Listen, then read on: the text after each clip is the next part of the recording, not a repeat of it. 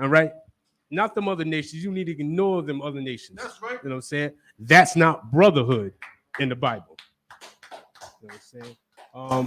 Slack, sir, we could drop that book of John chapter book of John chapter 15 verse 12. Could Baba Shaw. You know what I'm saying? This brotherhood only pertains to so-called blacks, Hispanics, and Native Indians, the lost 12 tribes of Israel. You know what I'm saying? Right. This book from cover to cover is about Israel. So it's Slack. Oh, Slack.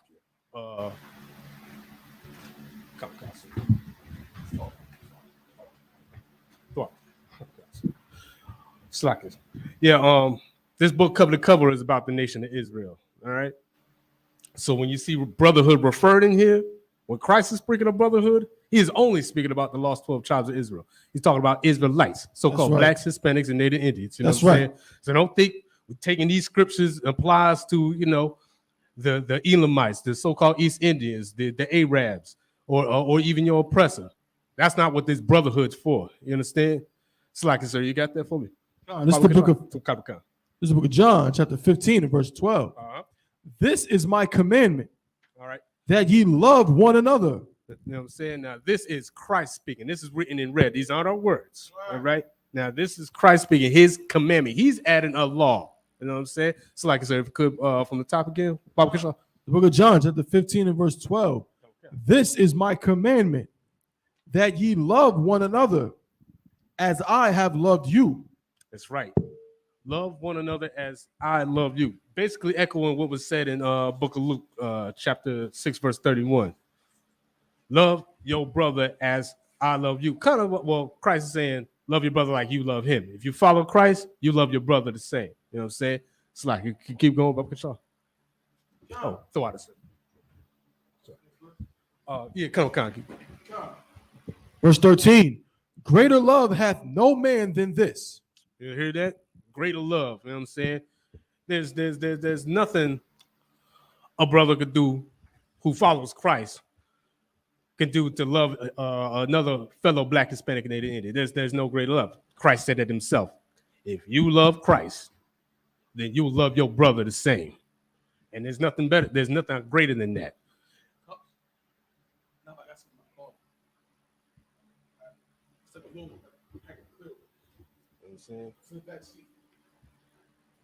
Because you hear Christian church all the time, they'll proclaim how much they love Christ. Oh, Jesus. But do they really practice brotherhood? Do they love their brother as much as they love Christ? You ask them that. And shoot, they'll tell you whatever you want to hear, but you see it in their actions. And in their actions show they don't love their brother. The Christian church is full of backbiting, backstabbing, just hateful actions. You know what I'm saying? Kind. And those are the last people. The ones who say they claim they love Christ, they'll be the last ones to love their brother. That's right. You know what I'm saying? Slack, sir. Keep going, Baba Shaw. Come.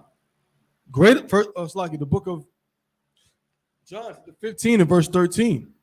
Greater love hath no man than this, that a man lay down his life for his friends. That's right. You know what I'm saying? Again, there's that brotherhood, laying life down for your friends. All right.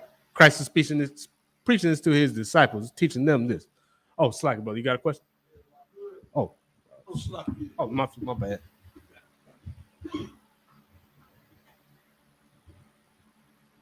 Thanks.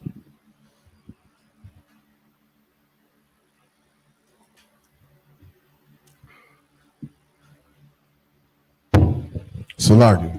Come. Yeah, if I could, this is a heavy precept, and this is a common idea that you hear in the world. Right. You hear this idea. I'm becoming more of a priest than an athlete. Good night. Salaki. Salaki, if I could. Come, sir. This is a common idea that you hear in the world, even amongst friends, right? A brother will say, like, I'll die for my nigga. Right. I'll ride for my nigga. You understand? And the idea behind this is that of course, Christ taught this. Come. But what Christ taught is life. You understand? So dying for your brother is the greater extreme of something that you wouldn't even have to do. Right. You understand? Like what we would what the spirit behind this is like, if you willing to lose your life for your brother, then surely you could stop eating pork for him. That's right. You Damn understand? right. Surely Damn you right. could do that. Surely you won't sleep with his wife. Come on. You understand? And that's why this scripture is so heavy, because it's like in the world we skip all the other parts. Kind of We right. skip everything. I don't want to go ahead. Shalakia. Go ahead, if I may, Oh sir. yeah, concert. Because what, you know what I'm saying, what Officer Yarmark said is just so heavy. What you brought out is heavy. And I'm just going to piggyback on what Officer Yarmark said. It's such a heavy point because, I mean, just two examples like I could think of real quick, right? Mhm. Like you said, right? Brothers will be, I'll die for my niggas or whatever. Right. And the reason why niggas say that, or people say that in the world, is because chances are you won't have to. Like the chances of you ever being in a situation where you absolutely have to die for someone else to stay alive, most of us, 99.9% of people will never be in that position ever in life. So it's easy to say that because you know you're never going to really be in a position where you have to prove that you'll do that. Kind You know of what like I'm they saying? say, sounds good. Right. You know? It sounds good. Right. And then the other thing, going back to what Officer Yarmark said, is like, think about this right now. I think today is what nasty so-called Mother's Day, right? Right. I know, you know what I'm saying? I don't want probably going to go in on that. But like, think about how many brothers is going to get their moms flowers and candy and say, and they're going to take pictures and put it on social media, on Facebook, and say, this is my number one girl. Man, I'll die for her. I'll kill for her. I'll do all of this. Mm-hmm. You'll do all of that, but you can't not sell drugs for your mother. Right. You can't not do the things that land you in prison for your mother. You can't do all that she told you all your life. Don't get caught up with them niggas down the block and join the gang. Right. You couldn't not do that for her. But yet you can, somehow you're going to die for her and kill for her. Yeah, come on. Right. You know right. It's like, oh my gosh. That's what we say, you know, you can't do the little things that matter. You know what I'm saying? It's all this, you know, you love your mother, but yeah, can you stay clean? Can you keep yourself out of the streets? You know, can you actually find your way in here to actually serve the Most High God? Slakia, could you tell your mother to hell with Mother's Day, and that ain't got nothing Most to do High with anything, Christ, and right? I love you regardless of this crap, Salakia. Ooh, let's see what happens after that. Salakia, and with that, pass the class off to priest and officer Yarmark.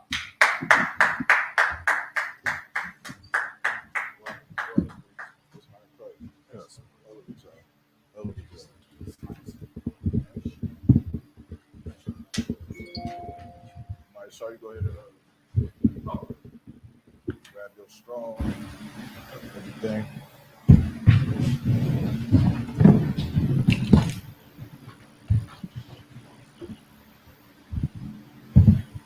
All right, shalom, Lord Christ. You guys get that brother a hand, man. You understand? Or somebody start holding it down. Young brother in the truth coming on here strong, man. And in here very strong. Most High in Christ. If I could get Zephaniah chapter 2 and verse 1. Right, we're gonna go right back there. And as we getting that, if you on the live, if you got any questions in the room, just raise your hand. If you got any questions in the chat, just type them in the chat. And also go like and share and subscribe all of this, man. Like and share, subscribe to what's the Durham page? Judah Lions on Facebook. 12 Tribes NC on YouTube and Goldsboro NC. Most High in Christ. Go, yeah, subscribe to the Goldsboro channel. You understand? Like, share all this to every social media outlet page that you got. That's right. Copy and paste it to your grandmama, your uncle, your auntie, your mom, your pops, your friend you beefing with, to send it to them. You understand? Share this truth. You ain't got nothing else to do. Now we're gonna hold off for 1 second. Give me a second right up here.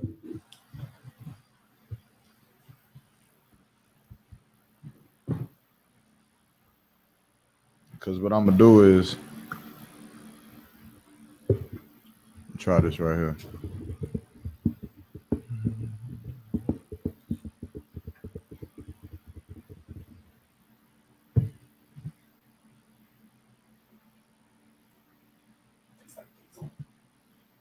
So it tastes like diesel. It's like, does this have to be here for the class? It does. Yeah, a little bit. It would, if you could, or even just, yeah, that'll help out with this laptop, man. This laptop be in the way.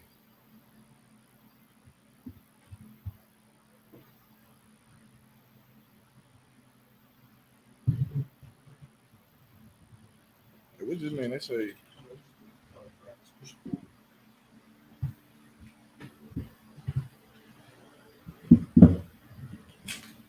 There we go. Yeah, most high God.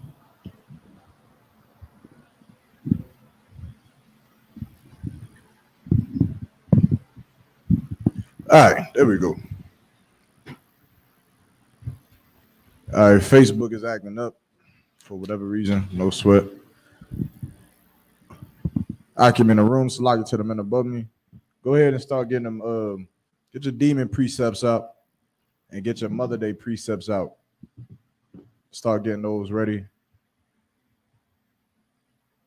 Questions, any questions online, start typing those in the room, of course. We're going to get busy.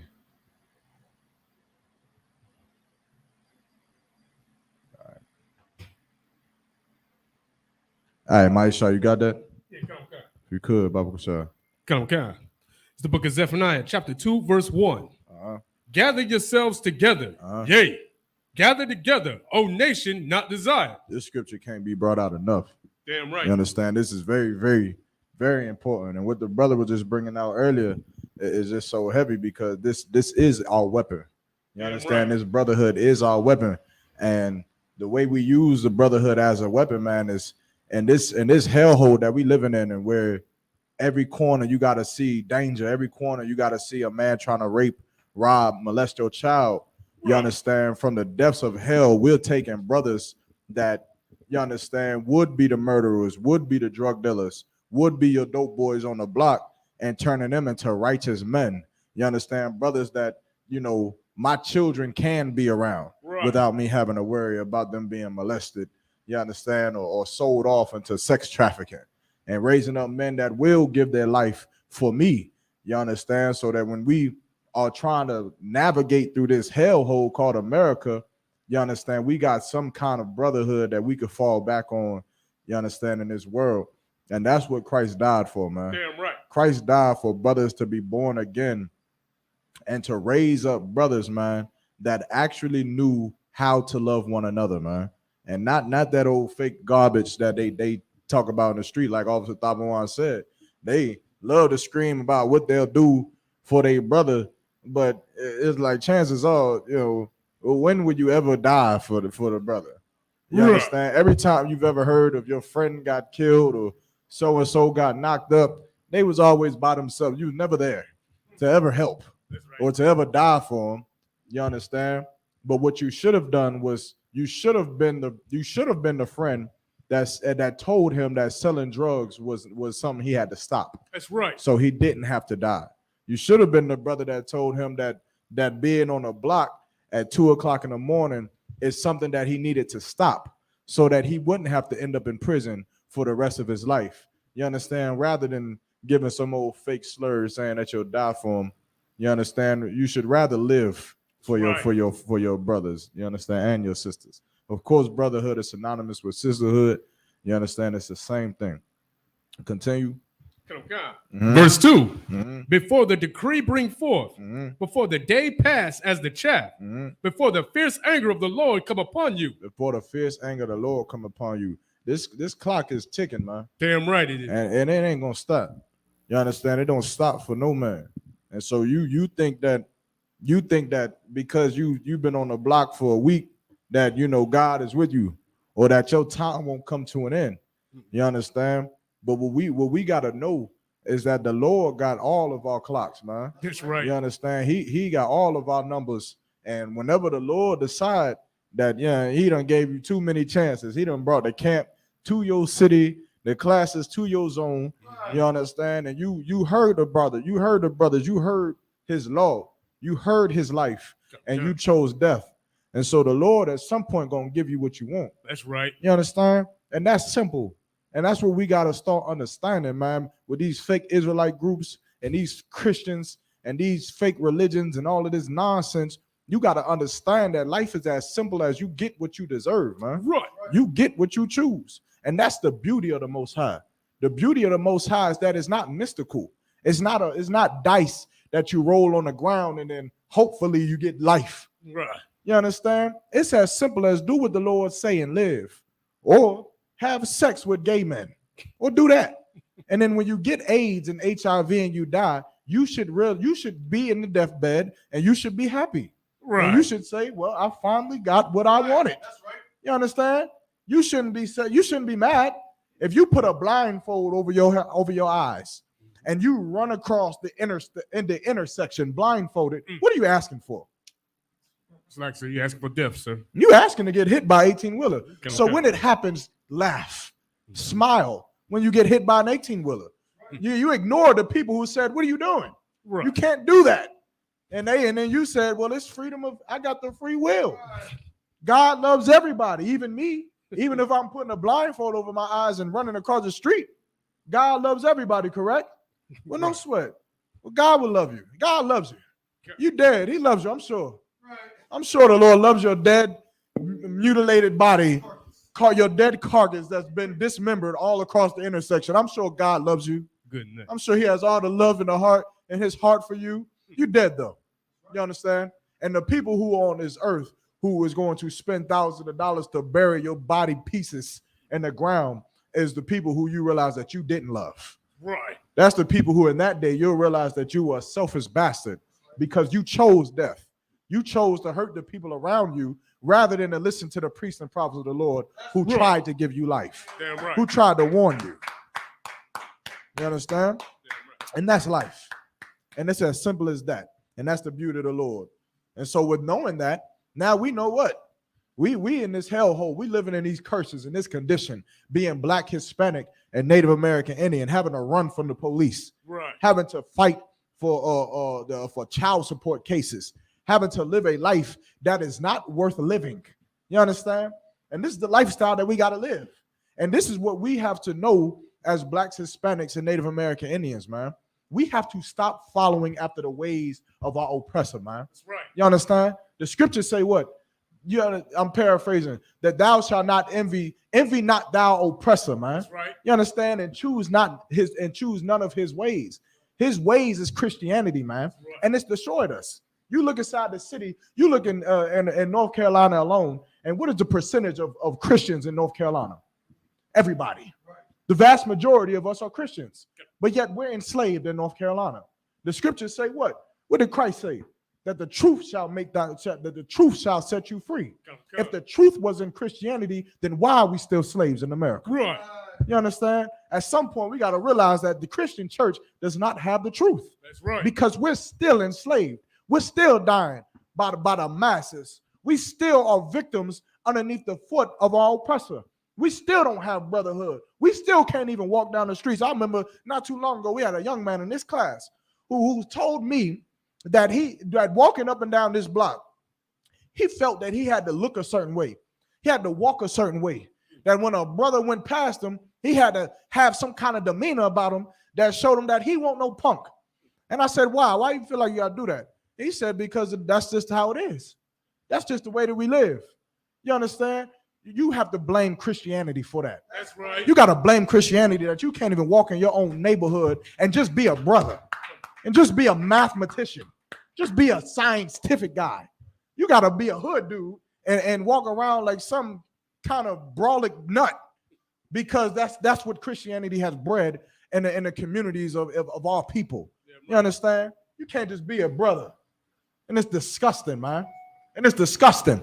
But you know what? Every brother, they're going to walk down the street every day of their life getting mean mugged by every nigga in the ghetto. But then on Sunday, they're going to put on their best suit and go into the Christian church, sing and dance and slob at the mouth and fall over on the ground. Good night. Like some weak, effeminate bastard, man. Like some bitch. And that didn't get her way. They're going to scream and holler in the Christian church, man. And then after they leave, they're going to go and kill each other. That is what Christianity breeds. And this is why Commander General Yohana is so vital to every life of blacks, Hispanics, and Native American Indians, Yeah, man. right. This is why the UPK is in your neighborhood. This is why you seeing these classes everywhere. You understand? You see them brothers on them street corners teaching. This is why. This is why. Ask that brother why brothers is teaching on the street corners. It's because he can't even walk down his own goddamn neighborhood without feeling like he's going to get jumped, robbed, or murdered. This is why we're here.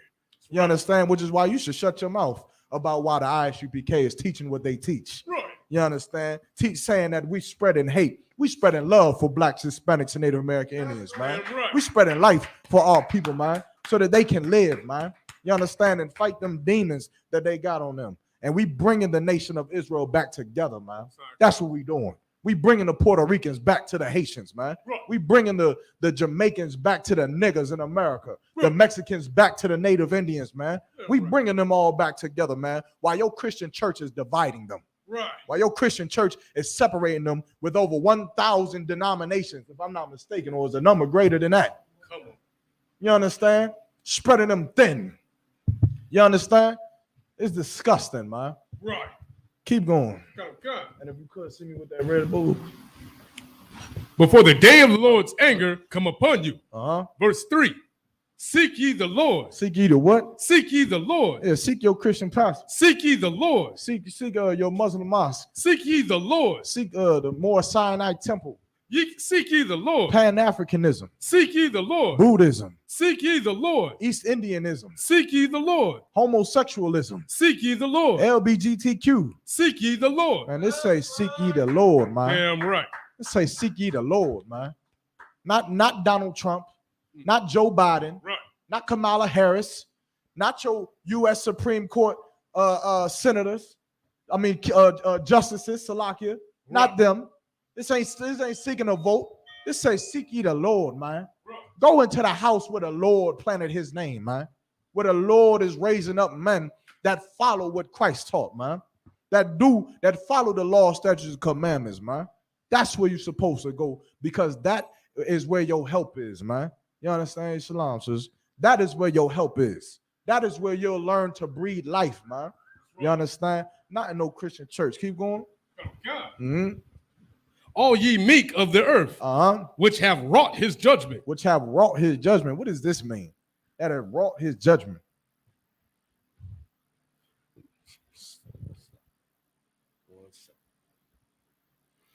It's like I said, if I could, wrought meaning to brought his anger, brought his destruction, brought his punishment, sir. Come. Okay, but break it down. What did we do? How we wrought the Lord's anger? It's like I said, by not following his law, statutes, and commandments, sir. Right. Meaning we decided that we was going to celebrate Mother's Day this Sunday, May 8th. We decided that we was going to celebrate Christmas. And we decided we were going to spit in the face of the Native American Indians by celebrating Thanksgiving. Right. We decided that their lives don't matter. We decided that the Mexican lives don't matter. But our selfish desires and what our selfish leaders, have decided that the lives of our oppressor is the most precious thing on the face of the planet Earth. You understand? To the point where we even got to go to them and beg them to understand that our little lives matter as well. You understand? That's the condition of black people. That's the state of the nation of Israel as it stands right now. You understand? Which is why we have to get out the Christian church. We have to start separating ourselves from Christianity, man, and these plagues that Christianity is bringing on us, man. Read that one more time. Come. Book of Zephaniah, chapter 2, verse 3. Seek ye the Lord, all ye meek of the earth, which have wrought his judgment. Which have wrought his judgment. Keep going. Come. Seek righteousness. Seek what? Seek righteousness. Keep going. Come. Seek meekness. It may be ye shall be hid in the day of the Lord's anger. It may be ye shall be hid in the day of the Lord's anger, man. You understand? Every brother and sister and child that falls up under the UPK banner, the ISUPK under Commander General Yohana, is being hid from the Lord's anger right now. That's right. You understand? You being protected in the Lord's shadow right now. You understand? Protected from AIDS and HIV. Protected from gang violence. Protected from drug addiction. Protected from being evicted from your house. Protected from your woman putting you on child support. protected from domestic violence, protected from rape, robbery, and murder, protected from these things that our brothers suffer so much in the ghetto, that they suffer so much in the world, and it's caused by the Christian church. We're protected from the plagues of Christianity. You understand? Because we decided to choose life. That's right. We decided that we was going to follow these scriptures, and we was going to practice these laws, man, and we was going to keep the commandments of God, and we weren't going to die the way that Christians die. We weren't going to die the way that Muslims die. We weren't going to end up in prison the way that Muslims fill it up. We weren't going to do that. We would rather choose life. You understand?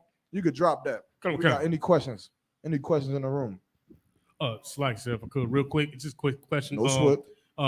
Book of Revelation. No, might sound crazy. John in this book is he was an apostle of Christ, or was he just John the Revelator, just separate from an apostle of Christ?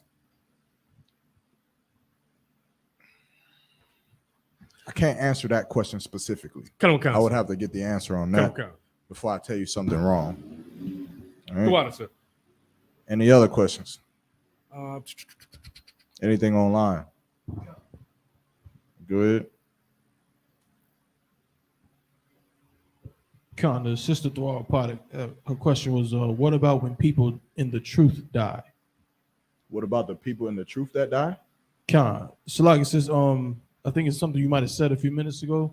Mm-hmm. It says if you could clarify your question exactly, what you would like to know about when people in the truth die, or you just want to break down on what happens to them, so to speak. Are you asking what happens when people in the truth die, or are you asking why are they dying?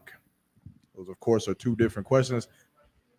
I'm assuming why are they dying? Now, why do people in the truth die?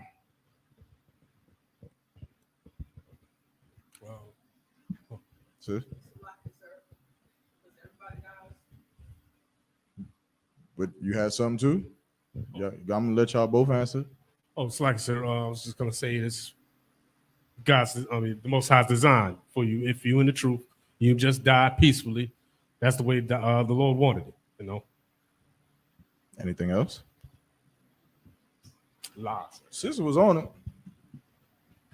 Understand? Why does a brother die? Because he had a heart condition. He had a heart condition. You understand? Why does a brother die? Because of old age. You in the truth? Is he supposed to live forever? Right. Understand? These people die, however, they don't die from AIDS and HIV. That's right. You understand? Like the fashion in which we die in the truth is honorable. You understand? We die going to camp. That's how UPK brothers die. That's how we leave. You understand? We die and our children have a legacy. We die and we've put in work in the earth for our people to live. You understand? We die and we know that we come back. You remember if you go back into the book of Maccabees, second Maccabees, with the woman and her 7 sons, when the brother, I think it was about the 6th son, and he spoke in his own language. You understand? He was saying it is good being put to death by men, knowing that I'll be resurrected by Christ, the Lord. You understand? That I will come back into the earth again. You understand? So it's not to say that coming into the truth, you're going to be invincible. You're not invincible. However, the way that the people in the world die, we don't. That's right. The way that the people in the world live, we do not live that way. Damn right. You understand? And that's just life. You understand? Yeah. But of course, we die knowing what? That people in the world don't know. I kind of just gave it to you. We die knowing that we coming back in that new kingdom. Most High Christ. We die knowing that Christ is coming back to kill our oppressor for the crimes that he's committed. You understand? While in the world, they die what? Knowing that they had a dime bag in their pocket and ran away from the police, and that's it. They died thinking what? YOLO. This is the only life they get. You understand? So that is the difference between death and the truth and death in the world. Right. Our death is honorable. Theirs is not. Simple enough. Okay. Any other questions?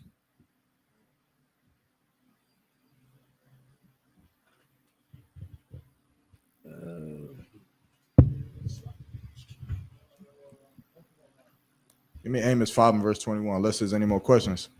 If you got anything else. Remember, get your demon precepts. Get those ready. So I'm gonna start asking y'all questions. I'm gonna be the Christian. Get your Mother Day precepts. Sister, you too. I know you got them. I know you got them. Sis?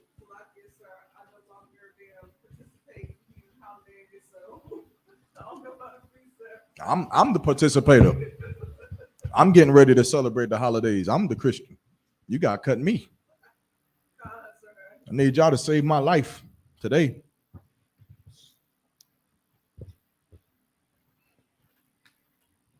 Now, of course, we know that Mother's Day is coming up, right? I didn't know, but Captain Isaac reminded us. And so, of course, as tradition in the Isupk, during holidays and events and the different periodic times in the world where the world is so connected to a certain thing that is disgusting and wicked and, of course, against Christ, it is tradition in the UPK to cause conflicts with our brothers' consciousness. Come. And so, which is why you'll see that we speak on current events. It's what we do. You understand? Because, of course, we know in the truth that Mother's Day is a disgusting holiday. It's a disgusting day. You understand? So along with Christmas and birthdays and Valentine's Day and Halloween, so on and so forth.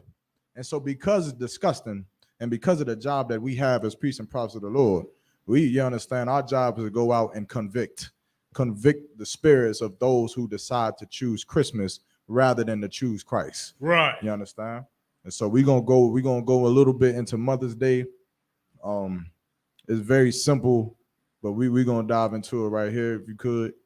Come. It's the book of Amos, chapter 5, verse 21. I despise your feast days. It's the Lord right here talking. You understand? Now, if the Lord hates and despises your feast days, then why was y'all so happy at that Passover? I know you know. Oh, select so good. Sit, let me get the sis. Okay. We only got the two mics. Can you turn it on? I know you know. Salakia, sir, because that was his appointed feast day. Damn right. Understand? Simple as that. Because he ordained us to hold the Passover, right? Keep going. Oh, Salah, did you have something else? Okay. Keep going. Come. Mm-hmm. And I will not smell in your solemn assembly. And I will not smell in your solemn assemblies. Meaning what? Select so like I think it was brought out one time when it means the smell in your solemn assembly is like the scent of those turkeys cooking at Thanksgiving or Christmas or you remember Thanksgiving dinner coming in the house high as hell, and all you smelled was that baked mac and cheese, the collard greens, the yams, all of that stuff, and you remember the smell, right? And the spirit behind it is that smell put you in the spirit of Thanksgiving. It wasn't quite Thanksgiving yet until that turkey came out the oven, until you started to smell that food. You started to smell them cookies in the morning on Christmas. You started to smell the like that's why during Christmas time they do what with Febreze? They start to do what? Oh, it's like a holiday themed scents. They start putting out them scents. They start changing up them candles, making it all Christmas themed candles and pine cones and Christmas tree smell. That smells disgusting, right? How do you know it smells disgusting? How do we know? Let's just be not rocket scientists. Let's just be a little intelligent for a second. How do we know that these holiday themed smells they stink? How do you know they're not good? Because we don't smell it or want to smell it at any other time. It's not during the year. Nobody Christmas buys that. The Christmas Febreze is not the leading selling Febreze. And no other time during the year. During Christmas, however, it leads. During Christmas, it's the highest seller. But it's not because it smells good. It's because that smell puts you into the spirit. The lights on the Christmas tree, it puts you into the spirit. Even for a nigga who don't celebrate Christmas. He go into the house and he all of a sudden just start feeling jolly as hell. He just like, man, they start playing the song of the mistletoe and deck the halls. Next thing you know, the nigga, this hardcore brother is in a snuggie with hot cocoa and eggnog right beside him. Just sitting here, how the hell did I get here? You understand? But that smell, man, that smell, that joyous smell that you have in the world when you celebrating these holidays, the Lord gonna turn his nose away from it. You understand? The same way, what's a disgusting smell? What's a nasty smell that, like, you understand? You smelling, you just like I don't, I don't know. I don't know, but you get my point. I was gonna say gasoline, but I think a lot of people like the smell of gasoline for some reason. Yeah, see, but Chicken farms. most times I ain't never. Yeah, this is at a chicken farm, man. A chicken farm. Hey, shalom, brother. Dirty water.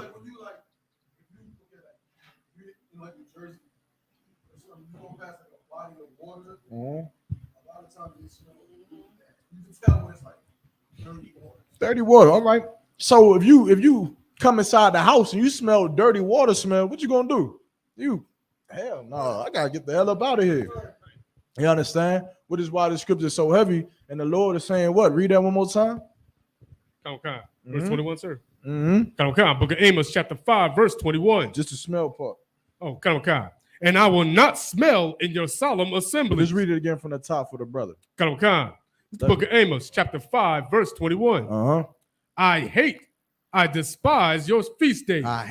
I despise your feast days, your Christmas, your Thanksgiving, right, your Halloween, which is also a feast upon candy and children. You understand? Where predators get to rape and steal your little kids because you're stupid. Right. Because you're absolutely stupid and a terrible parent because you send your 12-year-old daughter in some goddamn costume to go to every child predator's home in the neighborhood and knock on the door. What is the brother walking across the street asking for? Yeah. Yeah. How many of you have never heard of the razor blades in the candy during Halloween? Yeah. You've all heard of it, right? So now if you hear of a father or mother who was sending their daughter or son out to get candy, after hearing that people put razor blades in the candy, what does that make you? It's like I said, it makes you a fool, sir. You're stupid. You're stupid, sis. So like, yes, sir. Any other time during the year, they tell you not to talk to strangers, but that's the one time they go and tell you knock on the stranger door and ask for something. That and Christmas. Christmas, you're supposed to not talk to strangers. And Christmas, you be having some of the most brolic niggas in the mall walking their little baby girl and say, go sit on his lap. While Santa Claus got a goddamn hard on all that fabric. Good night. You understand? Fondling on your child, asking her what she wants for Christmas, knowing goddamn well he's not going to give her a goddamn thing. You understand? These holidays are disgusting, man. But being in a Christian church, you never stop to think about them. You never stop to think, like, man, why the hell do I got my daughter sitting on this nigga's lap? But when I go in, if I'm at a basketball game and I see a man even brush up against my daughter, I'm ready to shoot him. But I put her on this homosexual's lap. Right. You understand? Who takes this seasonal job, gets drunk to fulfill his fantasies every goddamn year. You understand? And is it something new? Is it new where there's some Santa Claus in some mall in some city in America that is a pedophile? Is that something that we haven't heard before? It's common. We know that it happens, but yet we still do it.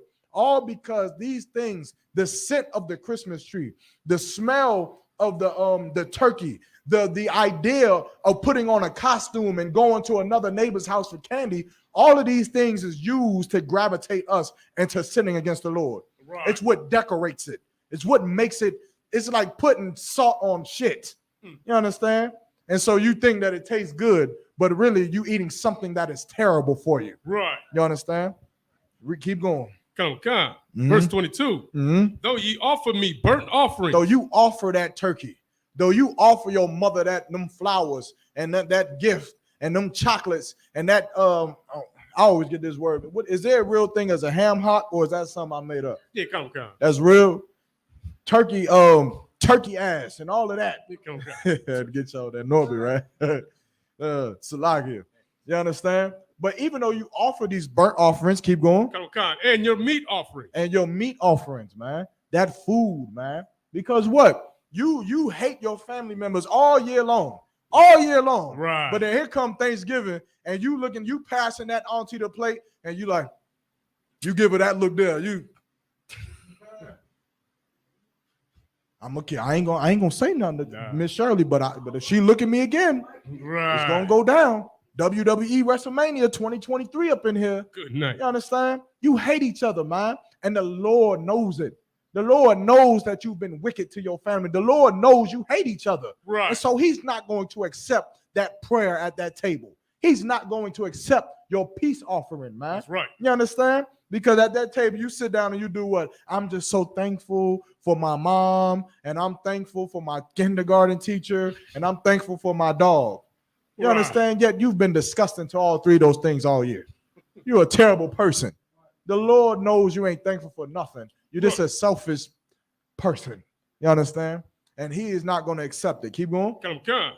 I will not accept them.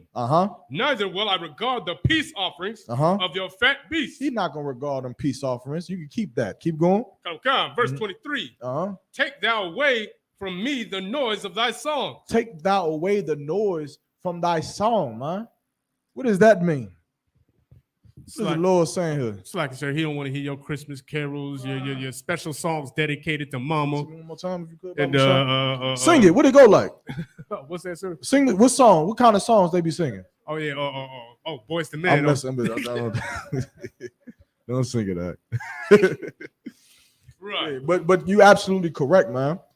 Because again, why is the Lord saying, like, okay, does the Lord have something against music? Lies. Okay. So why is the Lord saying this? Like I said, because this music is connected to these holidays, so-called holidays. Meaning what? They're basically these songs. Sure. These songs, they promote the spirit of these holidays, which are in fact the worship of another God. So the Lord is a jealous God. He don't want you worshiping another God. So when you sit up here singing "Deck the Halls with Boughs of Holly," you singing, you praising another God. Salak. You got a question? Come on with it. Somebody get on the microphone. But before you get your question, though, what he said is absolutely correct. You understand? Like we've been bringing out all night. The smell, the holiday seasonal fragrances, the candles, the lights on the Christmas tree, the decorations, the costumes, the smell of that turkey. Right. The song is just another thing that leads you to sinning, which is why the Lord hates it. Right. If it didn't lead you to sinning, the Lord don't give a damn. You understand? Just like hip hop music, which is why the scriptures say that everything that isn't a sin isn't expedient unto you. Meaning hip hop music ain't necessary. It's not a sin. It's nothing wrong with hip hop music. They can be talking about shoot 'em up, bang, bang. It's just music. Right. But if listening to music for you makes you want to kill your brother, then it's a sin for you to listen to it because it's going to lead you to sin, which is why the Lord hates them Christmas carols, man. You be the strongest brother. You be in the truth. You in the truth, solid. You solid in the truth. You go into that Walmart and you hear Chris Brown come on. And you like, oh, shit, good night. And you like, man. And you put in your playlist because you like, man, I'm going to play this shit again in April. You understand? Because you love that song. That brother's talented. He makes great music. It's not the song that's a sin, but it's the spirit behind it, man. And while you only hear that song during the holiday seasons, you understand? Salakia, brother, what's your question? No, I was just, when you had said deck the halls of bells of holly.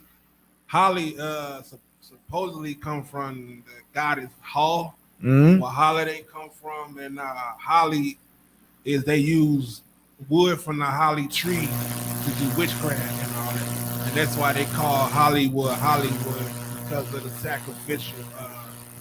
When they use the Hollywood in rituals, something got to be sacrificed. Right. You know what I mean? So yeah, so that's off the, another sign you singing that song, you know, you decking Holly, you know what I'm saying? You putting it on Queen Holly, the God is Holly. Right. And all of it is worship of other gods. I haven't studied that specifically, but I don't put it past them. You understand? And it don't make a difference. They all of them holidays is worshiping of some different god, man. Whether it's a god of Janus or whether it's Baal or what's the brother's name? Not the brother, the Hamite name. Rastafari, sir. No, God. Slack. His spirit was in the evergreen tree. Remember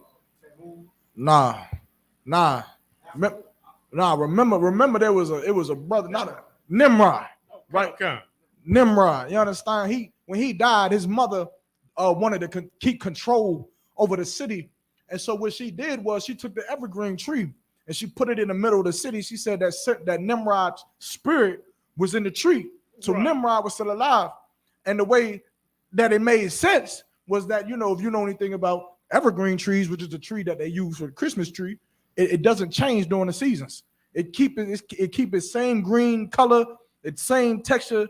It stays the same throughout the winter, throughout the summer. It don't ever change. So when they seen all the other trees dying, but this tree didn't die. Right. So they believe, oh man, there gotta be Nimrod in that tree. You understand? And of course, because of that, that's where the birth of Christmas started to come, because she would force the people to come and bring gifts underneath the tree.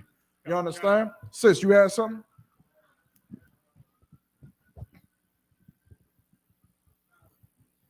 Sir, what this brother said and what you were saying is so heavy, because like what they're doing when it comes to like the smells, the food, all these things are rituals. You know what I'm saying? And it's something that's done every year and it's drilled into your head and become a part of what you think is normal. And like, you know what I'm saying? That's why when we talk about like Christianity being witchcraft, you know what I'm saying? It's those rituals, because you're sitting there and you're doing something that goes against what's in the scripture. But you know what I'm saying? Because you used to it and you sitting here doing the exact opposite. You know what I'm saying? You think that it's normal and you think that's the way it's supposed to go. But those are rituals that you're doing, and that goes against what the spirit, you know, what scripture is saying to do. Right. You understand? And that's why all of this stuff is wicked, because when you read the Bible, you see in the Bible what it is we're supposed to do. You understand? But we decide to completely just negate it. You understand? To just neglect what's going on inside the scriptures. All right. Anything else? Is that it on that scripture? Sir, got a little bit more. Go ahead. Come. For I will not hear the melody of thy viols. Come. Verse 24. But let judgment run down as waters, and righteousness as a mighty stream. But let judgment run down as waters, man. You understand? Meaning what? What is it saying right here? But let judgment run down as water. What is a judgment? It's like it's a divine punishment. No. Judgment is a slack here. One sec. Look it up, sir. Oh, sir. Anybody else want to take a shot at it?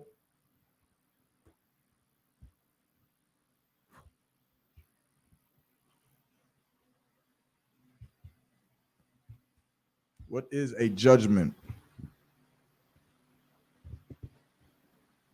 Slack it, sir. It's the Oxford Dictionary definition of judgment: the ability to make considered decisions or come to sensible conclusions. Which is what a judge does, right? Okay. And now in this context, these brothers are sinning against the Lord. Okay. And so now what is the Lord saying when he says, and let judgment rain down as waters? Oh. Let it be all over the place. Let it. You're right. Right? Judgment is going to be all over the place because, of course, they're sinning against the Lord. But what is this? What is the Lord specifically saying? Let these slack, sir, for me. Let these decisions come flow down freely on these brooks. Don't think about it as decisions, right? For the context purposes, think of it as punishments. Meaning these judgments are bad, right? Right. That the Lord is going to hand out. But think of the context of what we just read. The Lord just said, what? I will not smell in your solemn assemblies. Right. I will not accept the peace offerings of your fat beasts. These are things that they are trying to get accomplished, and the Lord is denying. And so when he says, but let judgment rain down like waters, what is he saying? And what Christians must understand. Let these slackers, sir, if I may, let these punishments happen It's to simpler those than that. who It's right in front of your face. What are they trying to get done? they're trying to celebrate their so-called holiday. Think about in the context of what he's saying. Though you offer me burnt offerings and your meat offerings, I will not accept them. Oh, What are they trying to get done? slackers. Go ahead. Mhm. Go ahead, whoever got it, just go ahead. go ahead, Blurt sir. it out. Come on. They're trying to please the Most High. Right. They trying to please the Lord. Okay. They trying to give the Lord a peace offering. They're Okay. trying to do something that they believe is good, right? Right. But the Lord is saying what? That this is not pleasing me. It's not going to work. That's okay. So let judgment run down. Meaning that peace offering is not going to stop the Lord from burning your house down with that Christmas tree at night. That peace offering is not going to stop the Lord from sending a thief in your window in the middle of the night and harming you in your house. That peace offering is not going to stop you and your family from hating each other. You're going to give that peace offering. The Lord is going to turn his nose away from it, and then you'll fight your family for the rest of the year. The Lord won't fix your problems. He won't answer your prayer. He will not accept your peace offering because what you're doing goes against him. What you're doing is in the spirit of Satan and our oppressor and Esau. You understand? But not in the spirit of Christ, which is why the Lord is turning his nose away from it. Right. Man. You understand? And the same goes for Mother's Day. That's right. Mother's Day goes against the spirit of Christ, man. It goes against the law of God. And you should not celebrate Mother's Day because Mother's Day is a disgusting feast day of man that a man created, man. Right. But it's not in the Lord. Where did anywhere in the Bible did the Lord say to celebrate your mother on a Mother's Day, man? Right. You understand what you got, sis? Sir, you probably I don't know if you was thinking about this same precept, but Romans 10 and 3 Yeah. said, for they being ignorant of God's righteousness and going about to establish their own righteousness, Right. have not submitted themselves unto the righteousness of God. Right. Yeah, So, and that's what Christianity does in every way. They try to make themselves, basically, Christians try to make themselves God. Right. That because they think they think they know more than what the scriptures say. Or they try to make themselves to be righteous when you understand when being righteous means to follow the law, statutes, commandments. You understand? That's what I mean. So. Uh-huh. Right. No, you're definitely correct. You're definitely correct. And that's get a sister a hand because that precept is definitely on point and what Christians try to do because you will not find Mother's Day in the Bible. You're not going to find it. And what does Mother's Day do? What does it do? It's like, sir, if I may, it makes a god out of your mother, basically. Right. You turn her into a god for that day. Right. For that day, you got to go and buy her some gifts and you got to go do this and you got to do that. Otherwise, if you do not buy your Mother's Day gifts, what will happen? It's like, sir, she'll ignore it. She'll shun you. She'll disown you. She'll hate you. Right. She'll say, my son is the worst. You know, Jerome, he forgot it was Mother's Day. He didn't. She'll be right up in church with that big old stupid hat, gossiping about her own son. Good night. Telling every other person how terrible of a son he is, because she didn't get some stupid Mother's Day gift from her son. You understand? Meanwhile, she's just a stupid bitch. Right. She's just a stupid bitch who doesn't know how to raise children and is a child. Is a child mad because she's 86 years old. She's 70. Right. She's 64 years old, worried about a goddamn Mother's Day gift. She should be worried about health insurance. Right. She should be worried about setting up stocks and bonds for her children and making sure the generations under her it can live and exist in this world. But she's crying like some childish bitch because of some Mother's Day gift, and you're feeding into it, man. Right. Which is why my mother ain't gonna expect shit. I don't expect nothing from me on no damn Mother's Day. Damn right. You understand? and you make yourself a slave to your oppressor because your mother didn't say, give me a gift on Mother's Day gift. Your slave master told you to do it, man. And you put yourself in a predicament in which now you are forced to do something that your oppressor is making you do, man. Just like birthdays, just like Halloween, just like Christmas, and just like disgusting Valentine's Day, man. You understand? And all of it is disgusting. Now, is it wrong to glorify your mother? No, it is not. In the Israelite school of UPK, we teach our brothers to glorify the sisters in the school when they do things that is worthy of glory. You understand? Not because they got a banging body, or not because what else? What else do women get glorified in the world in? That's just disgusting. You understand? They good at having sex, or they twerking, or got a BBL job. You understand how many times women just, I've seen it. It's like, I'm on top. Don't let me hog in too long, Officer Thabawan, if you could. I've seen it. I've been in the clubs where like a sister just be, you understand? She not all that. She not as beautiful as the sisters in the school. She don't got it. You understand? But that bitch, she come back and she got a double BBL, and everybody in the club is, oh my God. And I'm just sitting there, I'm just like, damn, that's an ugly bitch with a fat ass now. Like, you understand? But like nothing changed. Salakia for my language. But the point is that in the world, we glorify our sisters for the wrong things. And so what does that do to her? What does that do to other sisters? To other sisters, they say, what? Well, if I want the glory of men, which is what a woman wants, what she desires. She wants a man to look at her and say, oh man, you Tawab looking. Say, of course, it's natural that she wants that. But when we do that, we make the other sisters say what? To compete, they got to now do what? They got to be whores too. They got to go get a damn BBL too. Okay. You understand? When it'll be better for us to glorify our mothers for doing what? For being good parents. Right. For being righteous parents. It'll be better to glorify my mother because my mother never let me see her use drugs. She never taught me that smoking weed was okay. Right. She never allowed me to eat pork. She never allowed me to go out into the clubs and think that homosexuality is okay. She restrained me from the wicked things that's in the world. That's a mother that should be glorified. A mother that keeps families together, that solve disputes like what's the sister's name in the Bible? Deborah. You understand? A mother like Deborah, who what she did was solve disputes and gave counsel to brothers and spoke good things for her family and kept people together. That's when you should glorify your mother, and you don't got to do it on Mother's Day. Come. Who the hell told you got to do it on Mother's Day, man? You understand?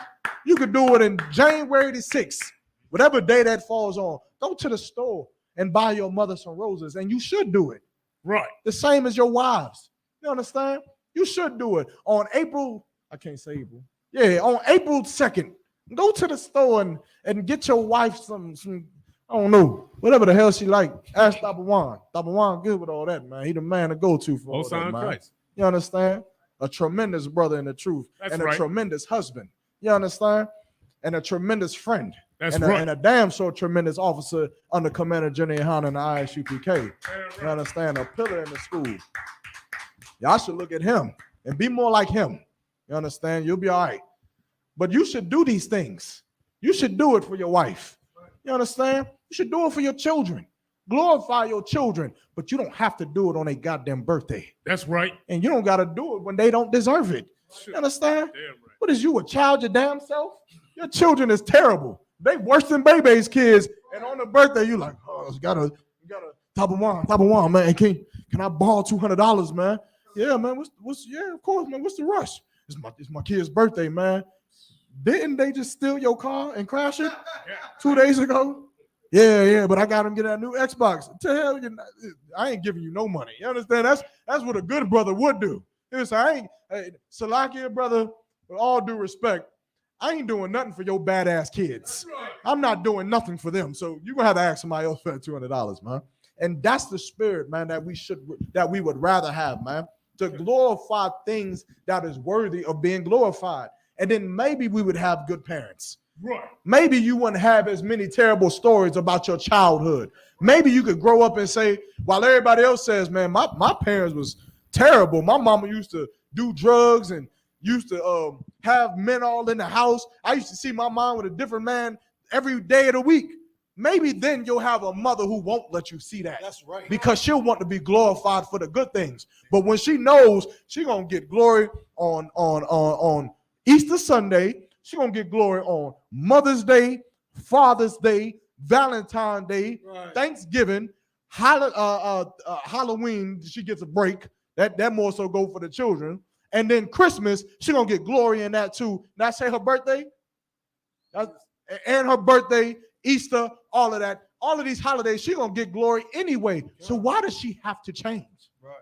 Why does she have to do anything? You understand, Salakia? Shalakia, if I may, she gonna get glory on your birthday too. Yeah, Damn right. You know, some brothers, their birthday come around and be like, it ain't about me. You know, my mom's is the one who did da da da. So My mom is my mother and my father. right. So that, you know, you'll get glory in that. But if I may, what you're saying is so heavy because it really, again, everything, it always goes back to the Christian church. Mhm. It's just so Christian to want an award for being a selfish piece of garbage. It's so Christian to want praise and honor for being, for lack of a better word, a piece of shit, being a terrible human being. Right. You know what I'm saying? Like how many women, the same women that be on Facebook and Instagram and they got BBLs and they're horrible women who hate on other sisters and belittle black men and talk down on other sisters because they don't have, you know what I'm saying, Balenciagas or they don't got this kind of bag or whatever. Those are the same sisters that put Proverbs 31 woman in their bio. You know what I'm saying? Like, it's such a spirit, like you said, like it's such a spirit of like hubris and egotistical. It's all about me. Right. I'm good no matter what. I'm the best all the time. Right. You know what I'm saying? And that's comes straight from the Christian church, and that's the exact same thing we're dealing with here in the same situation. So And I give that brother a hand because that's tremendous. You understand? And that's exactly what's going on, man. Which is why you shouldn't celebrate Mother's Day, man. Help your mother out, man. Help your mother. You understand? At some point, you have to grow up. At some point, you have to take the reins of your family, especially if you're a brother. If you're a sister in the school, then that weight somewhat falls on you as well. You may have to take the reins of your family. You may have to go to your father and say, Father, don't call me on my birthday, Father. With all due respect, because under Commander General Yohana and the ISUPK, I'm changing my life so I won't be a wicked bastard no more like I've used to be. You understand? And it may just have to come to that. But that's just what we have to do here in this place. Otherwise, we are going to continue to raise up selfish, distraught women and children who think that they are entitled to everything. You understand? And is not responsible for nothing. You understand? I just had a situation. I don't know. Should I say this? Should I tell this story? Or is there a way I could tell this story another way? I tell this story very vaguely. Right? I just had a situation with my family and what you would call in the world in-laws, right? And after the situation arose, now, me personally didn't necessarily do anything to cause the situation. However, the next day, you understand, me being a priest and prophet of the Lord, I set all of them down. And this is majority women. I set all of them down. And I told them, I said, hey, look, what occurred last night, we're gonna talk about it right now amongst us. And what we going, and I sat there and I apologized. I told them, if it's anything that I did to offend any of you, Salakia, you understand, I'll work on that and I'll change myself and we're going to continue to get better. However, nobody went to jail this night. Nobody got hurt. Nobody got killed. And that we can afford. It's not good, but we can afford that. What we cannot afford is us to hate each other because of it. Because there's too many people outside of this family, including our oppressor, who hates us enough. You understand? And I had to tell that to my family. And they're looking at me like, this is the child. How in the hell is he doing this? And you could see it in their eyes that was battling their demons, man. That was a battle of Christianity. Because in their Christianity, they wanted to just ignore it and go back and gossip and talk more crap about it and talk this and do that. But by doing that, you're portraying the practical knowledge that Commander General Yohana is instilling and teaching all of us, man. And that is how you disturb their conscience. That is what we do. You understand? And as a brother and sister in the truth, this coming Sunday, you're going to have to do it. You're going to have to sit your mother down. And you're going to have to tell her, you got to say, look, Ma, this goes against God. And I know you love God. I know you want to serve God. Well, read this scripture here. And you're going to take her to the book of Amos. Or if you're not an officer in the school, you're going to refer back to this class. And you're going to show her the General Mahaima's class. And you're going to say that this goes against God, mother. And because of that, I'm not going to celebrate Mother's Day this year. And I'm never going to celebrate it again. And I hope and I pray to the Lord that you decide that you are not going to celebrate Mother's Day ever again. And I'm going to make sure that I change myself, and I'll make sure to reverence you for the good things you do, but not on this day. Not on this day. You understand? Christ gave his life for us to not celebrate Mother's Day. And so because of that, I can't turn my back on Christ. I can't turn my back on that woman and her 7 sons in the book of 2 Maccabees, and them prophets in the Old Testament, and them disciples who gave their life for this truth. I cannot turn my back on them to please you, mother. You understand? And so hopefully you'll join me, but if not, no sweat. I have other mothers in the truth. I have other sisters in the truth that I'll reverence, that I'll give glory to, and we'll work it out that way. You understand? And that's how we gotta be in this truth, man. You understand? Anybody else got anything to bring out on Mother's Day? Otherwise, I'm gonna turn the table into these demons, which ties into it. Anything else? I ain't now. The Lord is watching. The Lord see he in here. Y'all ever been in the world and y'all ever say, man, I need to get closer to God. I need to figure out what God got in store for me. Why is my life the way it is? Well, if you in this room, the Lord heard it. The Lord heard you. And now you in here. And the Lord is giving you your medicine. And it may taste like Robitussin, but it will fix you. You understand? Give me James chapter 2 and verse 19. Of course, demons is ran by Satan, man. Satan himself, man.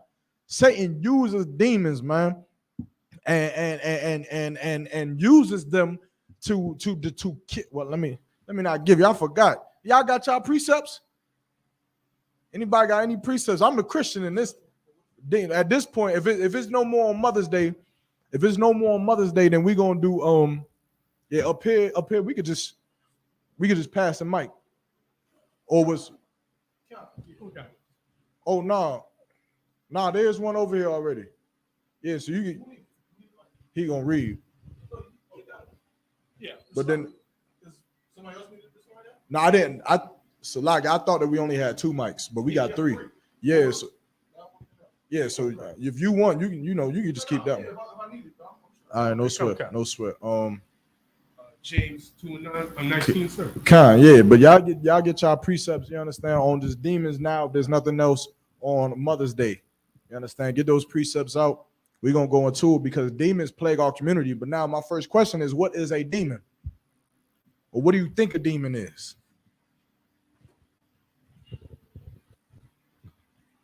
It's like, sir, for me, Christianity would have you believe, demons are the things that, down there in hell that would torment you, you know what I'm saying? And they would say that's demons or some kind of actual monster or being, a physical being that can, wreak havoc or something. A demon. Okay, yeah. In Christianity. Yeah, they teach you that demons in your closet at night, right?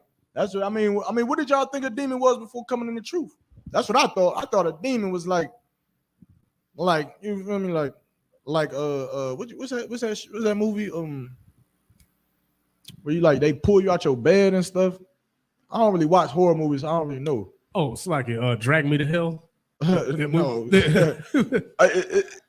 It's another. It's like you be in your house and the door is shut and you're like, what the fuck? Oh, paranoia. That's it. Paranormal activity, right? Okay. They would say like if the door is shut, and you're like, yo, they're like, that's a demon. It's a demon in the house. It's the wind, but no sweat. Right? But that's what I grew up thinking that a demon was. And of course, Christianity is, and I used to say, I'm gonna start saying this again, right? Christians are like children. right? You know how like children will like pick up this battery and they'll just be like, grenade, and throw it, and like that. Christians have an imagination of a child, and the problem with an imagination of a child is that nothing actually is evident.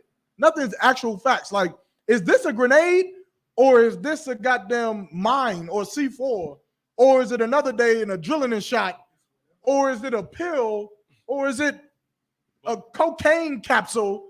You understand? Like, to a child's imagination, this is whatever the hell they feel it is at the time. And that's what Christianity is.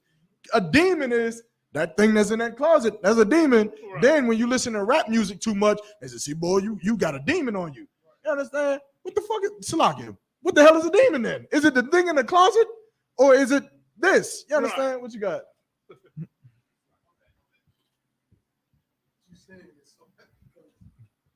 So what you saying is heavy, because just like the child, a demon, like to them, is whatever they want it to be, but it's like, it's so, going back to what we just talked about with the Mother's Day, it's just pure selfishness. Right. Like almost like a child, right? Like imagine, you know how kids will play, right? And, you know, they'll be playing a game where they got swords or something, and the dude, one kid will slash the other kid, but I killed you. He'd be like, no, you didn't. But yes, I did. You're like, no, because I got super crazy armor that came on in the last minute, so you can't kill me. I got this extra laser in my sword, so they can make up something as they go along that suits exactly what they want. So to the Christian, if you even say, well, you know, well, I was going to do that for you, but I ain't got it. Well, that's the demon right there. It's the demon that's telling you not to give me this $200 so I can go get high or whatever. It's like anything at any moment they want, that's a demon. Yeah. It's pure selfishness. Yeah, that brother, you feel like a brother is trying to keep a woman all to himself. Right. You go to he got a demon. That's a demon on him. Right. You understand? Anything you want it to be, and that's what Christianity does. And the truth, however, we make things very much clear. So what is a demon? Select, sir. Abuwan, if you want it, you can, but go ahead, take a shot. Select, sir, a spirit that will cause you to sin. See me one more time up to do something. You said what? A spirit that will cause you, will tempt you into sinning, sir. For time's sake, I'm gonna give it to you. A demon is a voice, right? It's a voice inside of your head, right? That's what a demon is. It's something that is talking to you. It's an entity that you cannot see, feel, or touch, or smell, but he's there. You understand? And a demon can cause you to be blind. A demon can cause you to be deaf. When you see a blind man is blind because there is literally a demon on him that's doing this and is blocking him from seeing, because that demon does not want him to see. Just like the blind man that Christ had to heal. You understand? Why was Christ able to heal that man?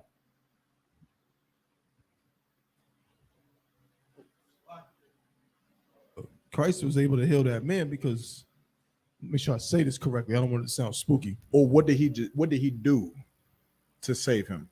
He got rid of the demon. He cast out the demon. There was a demon over him like that's doing this, and Christ cast out the demon, which allowed the man to see again. Right. You understand? And so the demon. Oh, you got something else?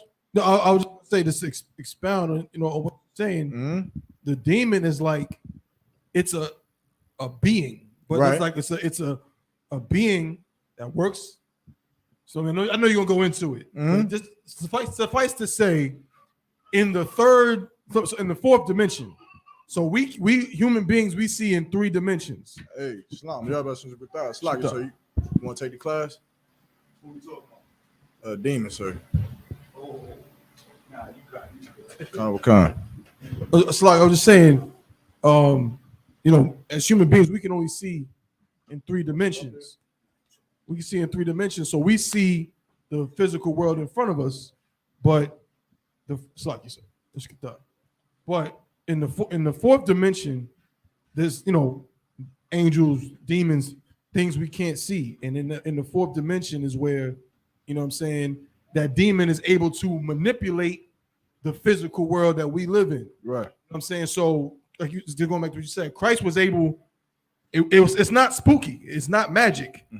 Christ was able to cast the demon off the brother that was performing that action, and now he can see because there's no demon stopping him from seeing no more. So, Right. So that's what a demon is. And what is a demon's job to do? What is a demon's job to do? What does a demon want? Oh, it's like a tempt you into breaking the law, sir. Or cause you to break the law. That's not what a demon wants. A demon wants something more than that. Sis. A demon wants you to die. That's what a demon wants. You understand? You're damn right. A demon wants you to be blind, and you hate your life so much because you're blind that eventually you shoot yourself in the head. That's what a demon wants. That's what a demon wants. A demon wants you because you lost your job, because your children got taken away from you because of some bitch, because you coming into the truth. And your wife says, "Oh, you gonna be in that coat? You better choose the coat, or choose me." And because you listening to the brothers, the priests, and the Lord, and you decided to change your life and to not leave those brothers in the truth, that woman takes the kids away from you. And that demon wants you to sit inside your house and just soak in your depressiveness, to soak in your depression. And then that demon wants you to lose your job and just be so sad. And then that demon wants you to go to prison or have court or have some kind of just all kinds of things happening to you all at once. And that demon wants to weigh everything down on you so you can walk to some bridge and you can say, "Well, I ain't nothing. I ain't nothing. I don't got my kids. I don't got a family. I lost my wife, my job. I'm not driving a big, nice sports car. I don't get the ladies like that. I don't have nothing." And that demon wants you to jump off of the bridge and kill yourself. Right. And then as you jump off the bridge, what happens? What happens when you jump off the bridge? You die, sir. No, before you die, what happens? Slightly. Brother, you got the microphone?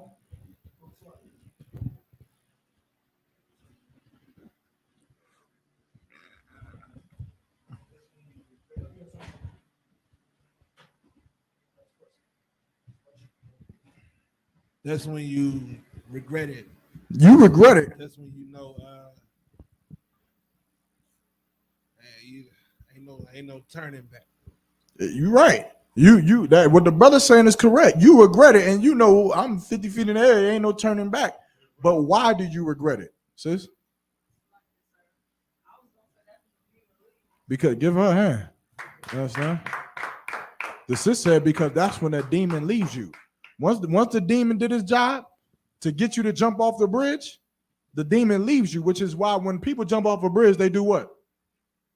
What do? They scream. They scream. Why? Because they're terrified that they about to die. Why are they terrified they about to die? But they just jumped. Then they know that they were jumping to kill themselves. They didn't. They allowed a demon to take over them. And then when the demon job was done, they it's over. And you scream. That's why if you look at the statistics of suicidal survivors, it's over like 80% of them all say that they regret trying to take their life because the demon is gone. You understand? If you've ever been in an argument with a woman, with your rib, and she cursing you out, calling you all kinds of names, bitch, nigga, this, you ain't this, that's why you suck at this, and that's why I'm asleep with your friend, this, that, and the third, then she get in counsel with General Hyman and she starts to do what? Who knows? Who knows what she starts to do? Oh, so it's like it starts to cry and she starts crying. She starts crying. Why is she crying and so sorrowful and just so weak? When just a second ago she was about to punch you in the face. How many of you have dealt with this? How many of you have seen a woman who was like, "I'm going to whoop you. I'm going to punch you in the face, and I'm going to murder you"? How many of you ever dealt with that? Even though you know this 5'4" piece of twinkle sticks I can crush with one hand, and she knows it, but yet she is. I'm gonna do that. I'm gonna beat. You don't know me, mother effer. I'm a mother effing this. I'm a mother effing that. I'm gonna get you, man. And you just looking at her, and then she gets on the phone with General Hyman. She's like, no, I'm so sorry. Why is she saying this now? Why is she crying now? It's like because the demon had left. Because when she was mother effing this, you wasn't talking to that sister. You was talking to that demon. You understand? You ever seen the movies where, you understand, you think that it's like some little girl, and when she turn around, her whole face and it turn into some crazy stuff, and then they go back? Yeah, that's what happens. So when you talking to that sister and I'm mother effing this, that's not her. That's not her. That's a demon, man. What's another example? That brother in the club, he drinking, and man, I'll shoot everybody in this. I don't give a fuck. I'll kill everybody in this goddamn club. With me if you want to. I'll get a bouncer. I'll kill a security guard. I don't care about the police. I'll take 10 bullets before I die. I'm Scarface. And then he in court, and you see his mugshot. What's going on? Is that what that is? Oh, no sweat. Yeah, no sweat. And then, yeah, I don't know what that is. I knew what I was going to say. I'm saying that's Satan trying to shut us down. Little do Satan know, Durham started up on humble beginnings. I don't need no goddamn mic. If it get too bad, we cut it off. We rock out without it. You understand? But that brother in the club, he do all that, and then guess what? That demon makes him do what? What we doing? Let me know. Come on. He shoots a brother out. He shoots a brother. He kills a 6-year-old child with a straight bullet. You understand, Shalom? He shoots a 6-year-old child with a straight bullet, and then the police come and get him. And what is he doing in his mugshot? It's like, so He's crying. Why is he crying? It's like, sir, because that demon done left. Because that demon done left him now. Now it's him. Now it's Jerome that's in that prison cell. Who shot that kid won't Jerome. That was Ashmodeus. You understand? That was a demon that was controlling Jerome, and he gave into it. You understand? And so when you living in this world, you got to realize that them demons are real, and they work for the same God that you work for. You understand? Give me James chapter 2 and verse 19. Oh, God. It's the book of James, chapter 2, verse 19. And when you understand this, when you understand that the pain and the torment that you got going on in your life, how many of y'all got something going on in your life where that's bad, that you can't figure out? You ain't got to raise your hand, because I know every last single one of you do. Why? Why is that? Why do you think that life is hard for us? Why do you think that? Somebody blow my mind. Why do you think that? Oh, slacking, sir, because the Lord is a man of war. Because the Lord wanted to be hard for you. That's right. Why you think demons is on you? You think demons is on you because of some man in some laboratory?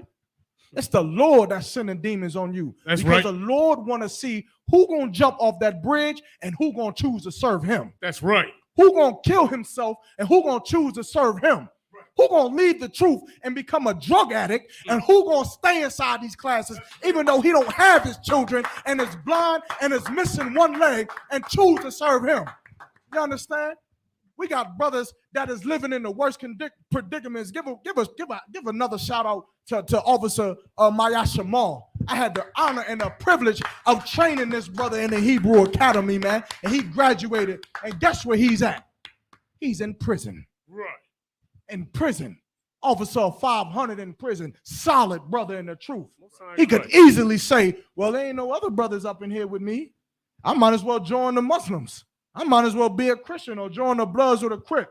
Yet he in prison in Hebrew Academy, man, standing strong in that goddamn prison, not allowing no demon to make him kill himself, man. You understand? But you got a choice. But when you realize that it's the Lord that's sending the demon onto you, then you realize what?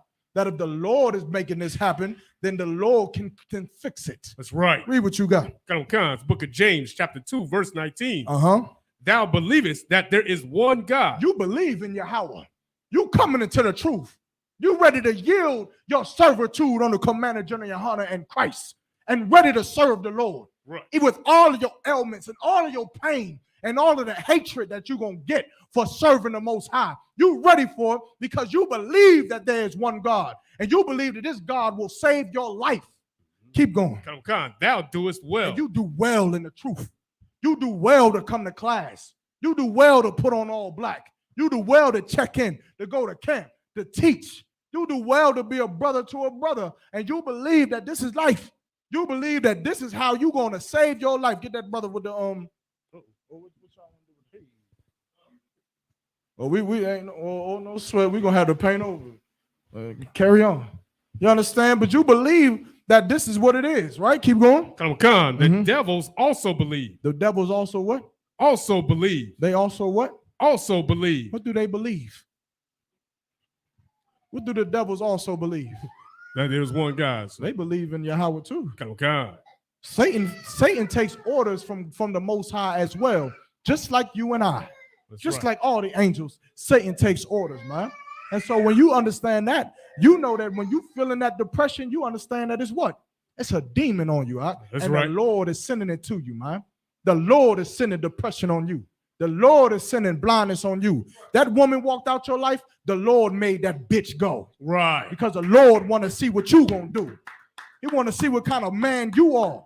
You understand? He want to know what brother gonna show up to camp even though he don't got a car.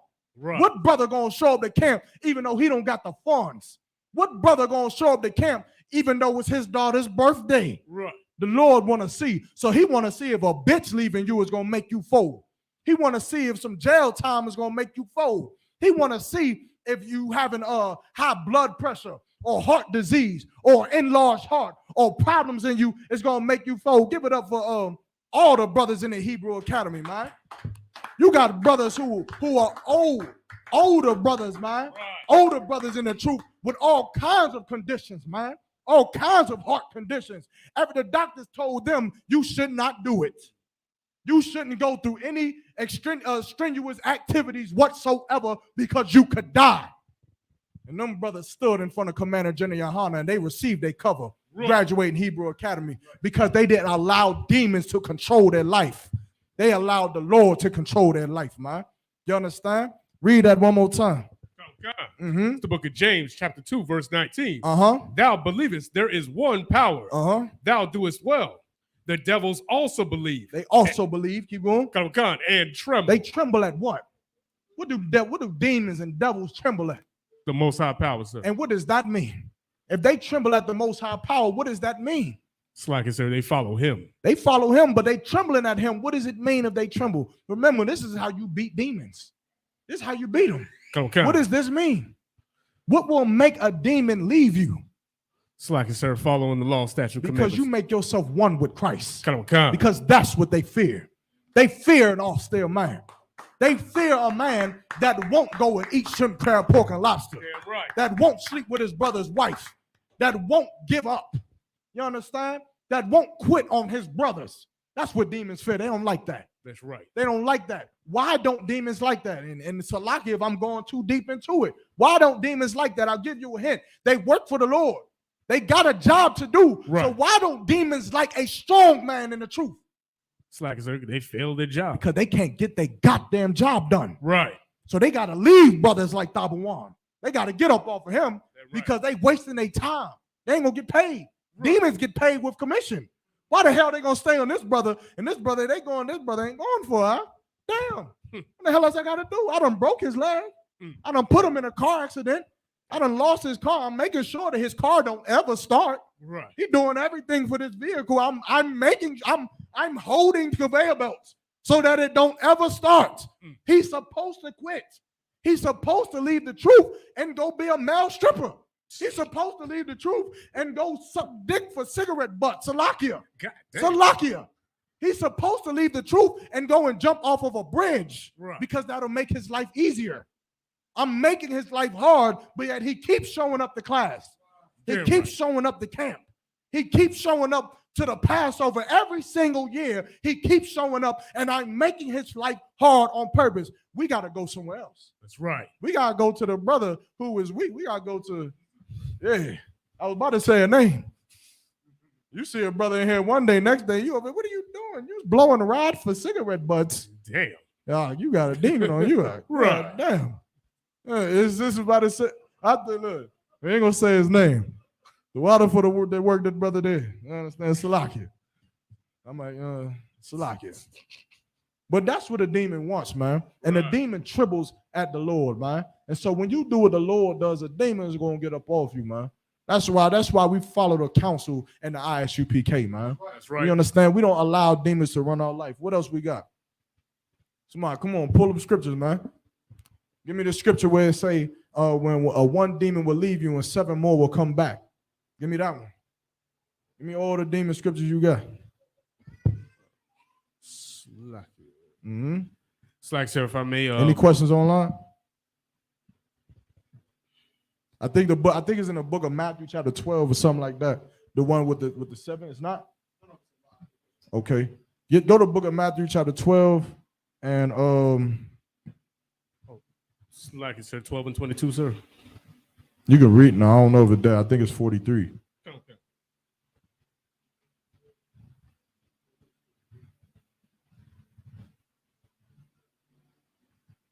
You can give me Matt. Oh, you can start at verse 22. Right, that's an example of a demon and jump down to 43. Okay, come. All right. It's the book of Matthew, chapter 12, verse 22. Mm-hmm. Then was brought unto him one possessed with a devil, blind and dumb, Mm-hmm. and he healed him, Mm-hmm. insomuch that the blind and dumb both spake and saw. Uh-huh. So this is Christ. I'm gonna go through these real quick because it's one thing I want to bring out. If y'all could bear with me. I know we closing in on that time. Come. If that's the wild. If after 9 o'clock anybody gotta go, you understand? If you got obligation, no sweat. But it's one thing I want to bring out. Read that one more time. Come. Mm-hmm. The book of Matthew, chapter 12, verse 22. Mm-hmm. Then was brought unto him one possessed with a devil, Uh-huh. blind and dumb. This brother was blind and dumb. What does it mean to be blind and dumb? It's like, sir, you can't see or hear. He can't see or talk. Oh, Right? Slack. Dumb man can't speak. Come. Right? A deaf can't hear, blind can't see. Keep going. Come. And he healed him. And he healed them. This is what Christ did. Now, Christ was able to heal these demons, which we will have the power to do. You Right. understand? We cleanse demons all the time. You should see some of the things Commander Junior Yohana does. Most You high understand? You understand? And these are the things that we will do. But I'm paraphrasing, but there was a child who was, I forget exactly what was wrong with him. I think he was dumb, or I think he was just born deformed or something like that. And his parents brought him to the disciples, but the disciples could not heal him. And then they brought him to Christ. And Christ healed the boy, and the disciples asked, well, why was we not able to cast out the demon on this child? And Christ told him what? Because, certain demons casting out of certain demons takes much fasting and much prayer. Meaning Christ had put in so much work in the truth that he was granted the power to be able to cleanse those demons. And that's what happens in the truth. You coming in the truth at first, you don't know how to cleanse somebody, the demon of the weed demon. Right. Because you need experience. You need to go to camp. You understand? You got to come to class. You got to teach class. You got to put in work. And then you'll be able to cast out those demons of a brother who can't get off of weed, Right. or a brother who is fighting homosexuality or depression, or any demon that a brother may have. Then you'll start to gain those abilities. Jump down to verse 43. Come. Book of Matthew, chapter 12, verse 43. Mm-hmm. When the unclean spirit is gone out of a man, Mm-hmm. he walketh through dry places, Mm-hmm. seeking rest Uh-huh. and finding none. So read that one more time. Come. Book of Matthew, chapter 12, verse 43. When the unclean spirit is gone out of a man. So what is an unclean spirit? It's like, sir, a demon, sir. Right. So that unclean spirit leaves you, right? So you come into the truth and you got a weed habit, Right. right? But you come into the truth, and like the parable of the sower, you one of the seeds that is falling in the soil, and you like, man, I love this truth. I love this brotherhood. I gotta shake this. I gotta get this off me. And then for a while, you getting the weed off. You like, man, I remember coming in the truth, and I remember at one point I was like, man, I ain't gonna never stop smoking weed. It's not about to happen. I loved everything what the brother was saying. I was coming to class, and I was on my phone texting like, yo, we matching after this? You understand? But I would agree everything what the brother is saying. Everything they saying is correct, even about weed. I ain't fight it. I just couldn't shake that demon. But I remember eventually it was like, man, I ain't smoked weed in 2 years. Good night. Dang. It became 3, then 4, then 5, then 6, and eventually that demon shook. Most You high understand? And so you may be able to shake that one demon, but what? Keep going. Come. he walketh through dry places, Mhm. seeking rest. He And- walking through dry places, meaning that demon is walking to attach itself to somebody else. Keep going. Come, seeking rest and findeth none. He findeth nobody to attach himself to. Keep going. Come, verse 44. Mhm. Then he saith, Mhm. I will return into my house. So he said, I'm gonna come back to that old man. I'm gonna go right back to him. Keep going. Come, from whence I came out. Uh-huh. And when he is come, Uh-huh. he findeth it empty. He findeth it empty. Meaning what? What does it mean that he findeth it empty? It's like, so he can't attach himself to anything. Like, he's all the. It's cleaned out. The brother's spirit, his soul, his spirit is clean. He got the spirit of Christ on him. You Come. understand? It's empty. It's not disgusting. It's Right. not filled with cigarette smoking and homosexuality and drug addiction and violence and gang violence. Right. It's empty. You understand what you got?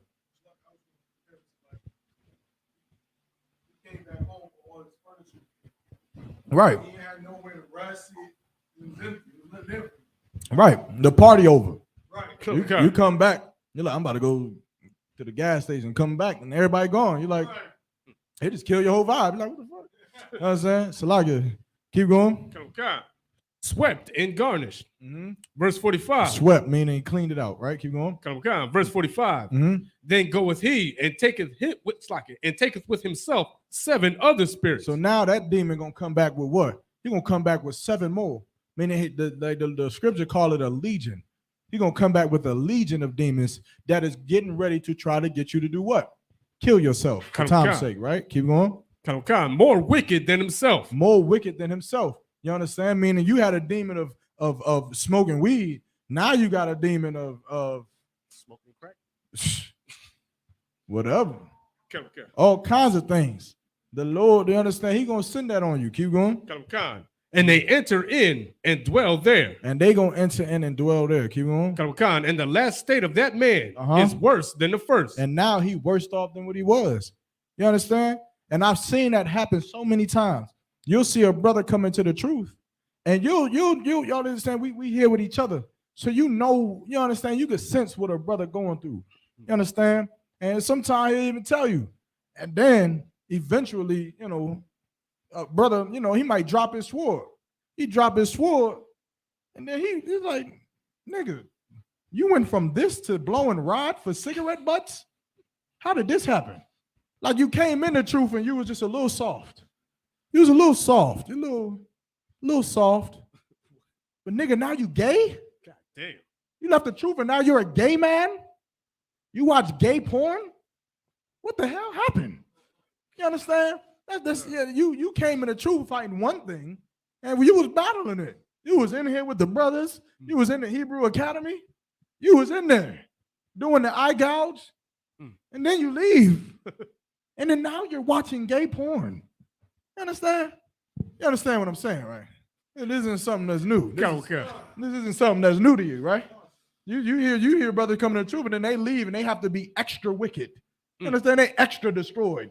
They don't know this to be normally in the world. It's good night. Keep going. God. Even so shall it be also unto this wicked generation. Come on. Go ahead, read that one more time. Okay, come. Even so shall it be also unto this wicked generation. Drop that. Give me 2 Maccabees chapter 7. And one last thing I want to bring out, man. Just for y'all to keep this in your mind when y'all go outside of these, because it's easy to be strong inside of these classrooms. It's hard to be strong outside. Right? But you wanna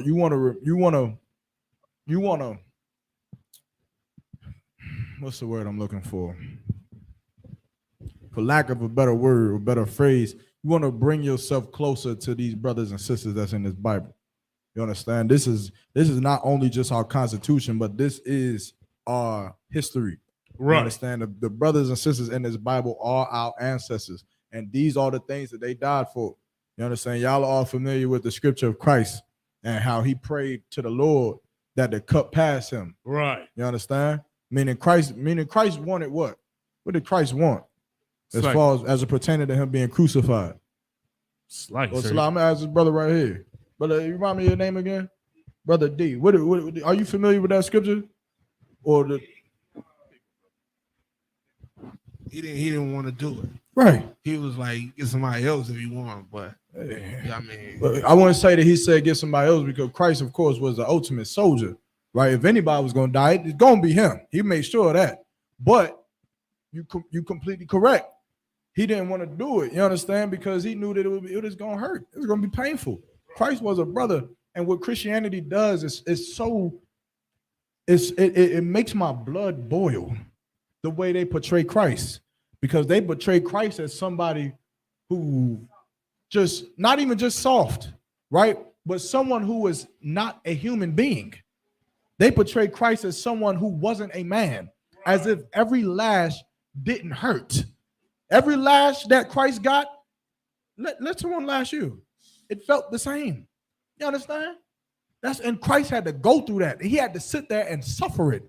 And he never got a chance to enjoy pork or sin, to keep it short. He never got a chance to do it. He didn't even get a wife.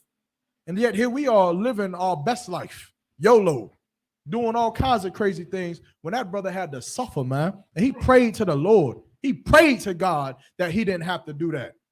But of course, it was the Lord's will that he did. And so this, you want to reassociate yourself with these scriptures. Put yourself in their shoes. Put yourself back with them. You understand? Align your heart with their hearts. Align your minds with their minds. Your flesh should be their flesh. The pain that they felt, you should feel it. And then maybe it won't be so hard to not celebrate Mother's Day. You understand? Read what you got from verse 1. We're going to go through this very, very quickly. Very, very quickly. Just give me 10 minutes, Baba Gashad, Tabawan, if you could. 10 minutes. Come. We're going to go through this. Run through it. Come. The second book of Maccabees, chapter 7, verse 1. Uh-huh. It came to pass also that 7 brethren with their mother were taken and compelled by the king against the law to taste swine's flesh. Now, we talking about King Antiochus, right? If I'm not mistaken, this was a Greek during the time. The king of the Greeks during this time. And he knew that the Jews followed the law, statutes, commandments, and that it was a sin to eat pork. Now, pork to us may seem like a what? Read my mind. Not to us, but generally in the world, as it being a sin, pork is what? It's a small thing. Yeah, it's not homosexuality. Right. It's not murder. It's not any of those things, right? It's not the 10 Commandments. It's a small thing. It's a little bit of pork. Pork is in gelatin, right? Mother's Day would be a small thing as well. But it's a sin unto us. That's right. And let's align ourselves with these brothers and this woman, right?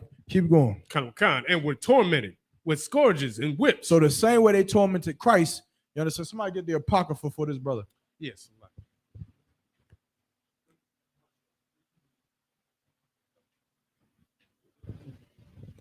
Jot down verse 2, sir. Hold on 1 second.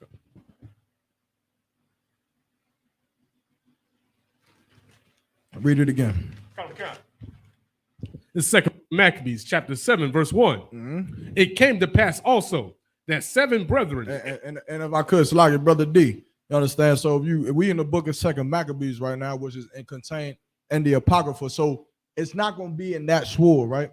If you want to get a Bible, it'll have to be the 1611 King James Version Bible.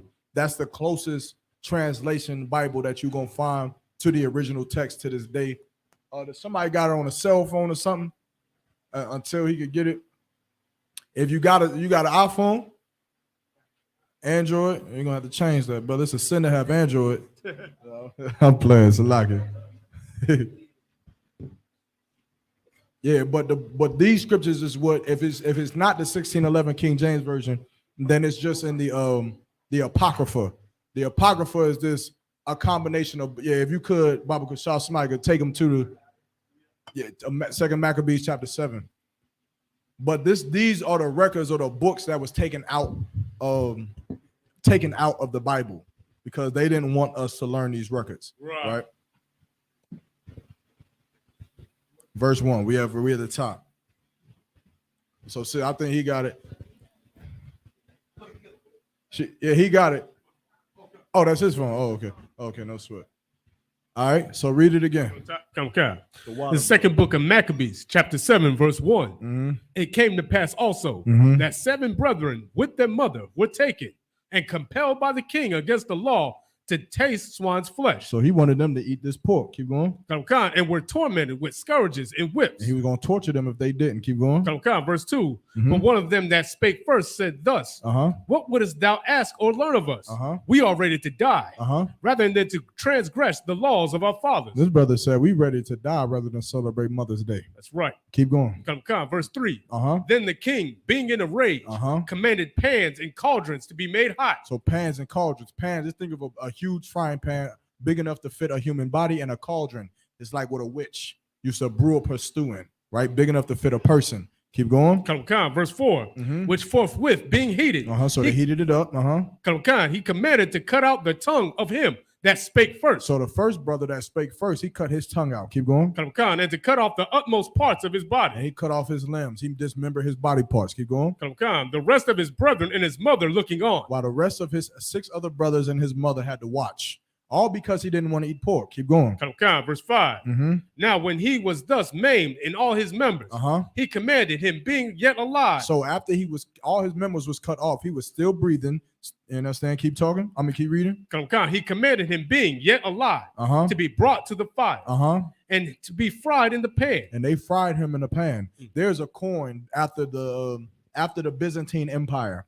After the Byzantine Empire, which is more commonly known as the Dark Ages, which is 1,000 years, where black, dark-skinned people ruled Europe or the western part of Europe. And after the Byzantine Empire, there was a time after King James, actually his son, was in rulership, that there was a civil war. The civil war was where white people, Caucasians, started to come out of their habitat, which was in the mountains, and they started to come down into the cities, the castles, where we was like the Knights and Templar, right? We was wearing things like that, the mail, the suits, and we was warfare, all of that. And they started to come down and to cause war on us, right? And this is where they started to regain power. It was called the Josephite Civil War, right? Or the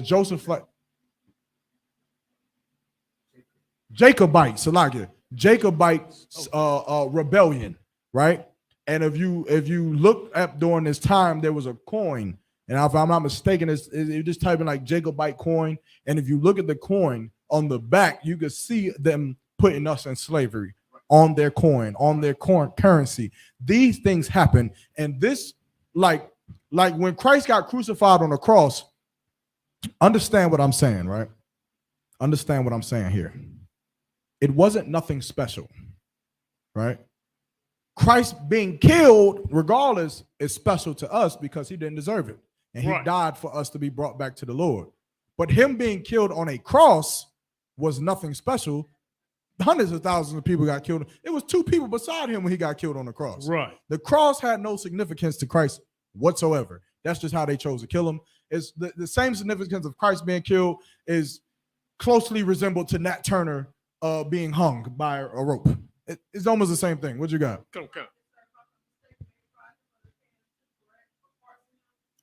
Who? Oh, okay. Well, they did a whole lot of things in Nat Turner. Yeah, they put hot oil. What do you call it? What's the term? Tar and feathered him. They cut his members off. They put his members in the jars and pickled them into relics. If you go into Washington D.C., in Baltimore, there's a museum called I think it's called the African Blacks and Wax Museum. It's a good museum. I really wish I could go back again. The first time I seen it, I was a child. But knowing the truth, I would like to go back again. It's more so just about the blackity black, but you do get to see some of the torment that they did to us. And they would cut off our limbs and our body parts, and they would put it in relics. Right, they would do all kinds of things, right? The scriptures say that in their beds, they think of wicked inventions. Right. So they would go to sleep thinking, what can we do to torment these people? Also, in Babylon of Timbuktu, on page 62, when it talks about us leaving Jerusalem and General Pompey and Titus and all them taking control of Jerusalem. So like if I'm rambling, but many atrocities was committed to us. This is an atrocity. This is what they did. This is what they practiced. You understand? Back then, These would be the Greeks, or they would be called like the Greco-Roman or Greco-Roman. Back then, they didn't call themselves Greeks. Greek was something that the Romans called the Greeks because they didn't like each other. The Greeks called themselves Hellenists. Yeah, Hellenes, right? Which is where that term Hellenist comes from. Eventually, they took on the name Greek. It's a lot of history. I'm rambling. We get that another time. But the point is, this is what they would do to us, right? Keep going. And to be fried in the pan. Uh-huh. And as the vapor of the pan was for a good So, like, space. how many of you got brothers? Picture this, and this is your brothers. Your brothers being fried in the pan. Keep going. Uh-huh. They exhorted one another with the mother to die manfully. So they looking at each other. Y'all brothers is real men, right? I pray that y'all brothers is real niggas. And they looking at each other, they saying, hey, look, if this how we gonna go, this how we gonna go. You understand? Barakataya Hawaiian Hawashab, this how we die, this is it. You understand? And them brothers are standing manfully at the face of death, not celebrating Mother's Day. Right. Not celebrating Christmas, not smoking weed, something that we think is so small. But these brothers are willing to die rather than to portray their brothers, right. Rather than to portray the Most High. Keep going. God, saying thus, verse 6, Mm-hmm. the Lord God looketh upon us. They said, the Lord look upon us. You understand? Keep going. And in truth hath comfort in us. And in this truth, he has comfort in us. Keep going. As Moses in his song, which witnessed to their faces, declared, saying, and he shall be confronted in his servants. And he shall be what? Be comforted in his servants. He shall be comforted in his servants. Meaning the Lord is going to be comfortable. Meaning the Lord is full of rage and anger and judgment. But he's going to be comforted in us. In the scriptures it says, I'm paraphrasing, it says, look not thou upon the sins of my people in the world, but look upon the works of those that's in the truth. Right. Look at what we do. And these brothers are saying the same thing. And this is what you must do. You understand? This is what you must do. You must fight your temptations and your lust every single day. And you must win that battle just like these brothers. Right. And they had to fight it, fighting death. However, your job is a little bit easier. You don't have a king from Greece that is threatening to chop your tongue out unless you smoke weed, that is threatening to kill you unless you celebrate Mother's Day or unless you eat shrimp, crab, pork, and lobster. You don't have that. All you have to do is to fight against yourself, and you must win that battle. Keep going. Verse 7.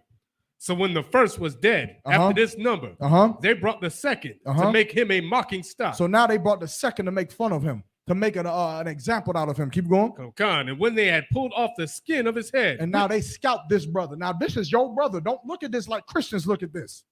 Don't look at this like Christians look at this. This is not some story. This is historical facts. This happened to your brother. Right. To your ancestors. This is what white people did to you. This is what they would have done to you. If you would have said that I'm not celebrating Mother's Day, this is what would have happened to your children, to your sons, to your brother. Keep going. And put off the skin of his head with the hair.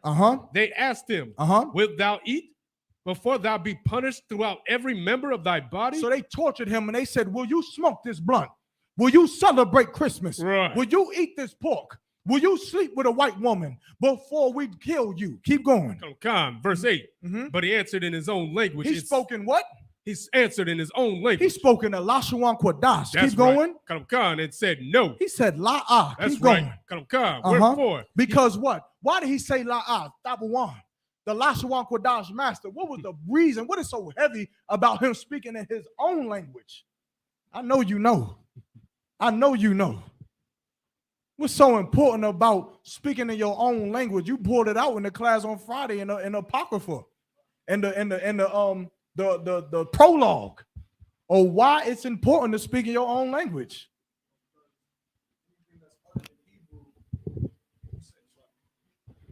Apocrypha tells us that anything that's uttered in Hebrew, once it's transferred to another language, it doesn't have the same force. Oui. So when you say it in Lashawan Kodash, in the original language, the language of the angels, it's like you can't get more real than that, Salaki. Yeah, hell yeah. That brother didn't speak Greek. He didn't say Krishna. He didn't speak Greek. He said la ah. That's right. You understand? No. Keep going. Okay.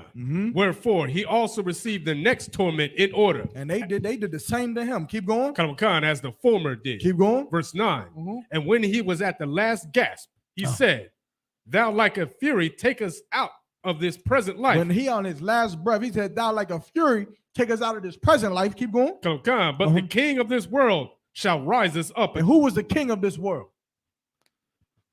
Slack sir, Yahweh Shah, sir. Yeah, Christ. You understand? The one who gave his life to save us all. Gonna raise us up. Keep going.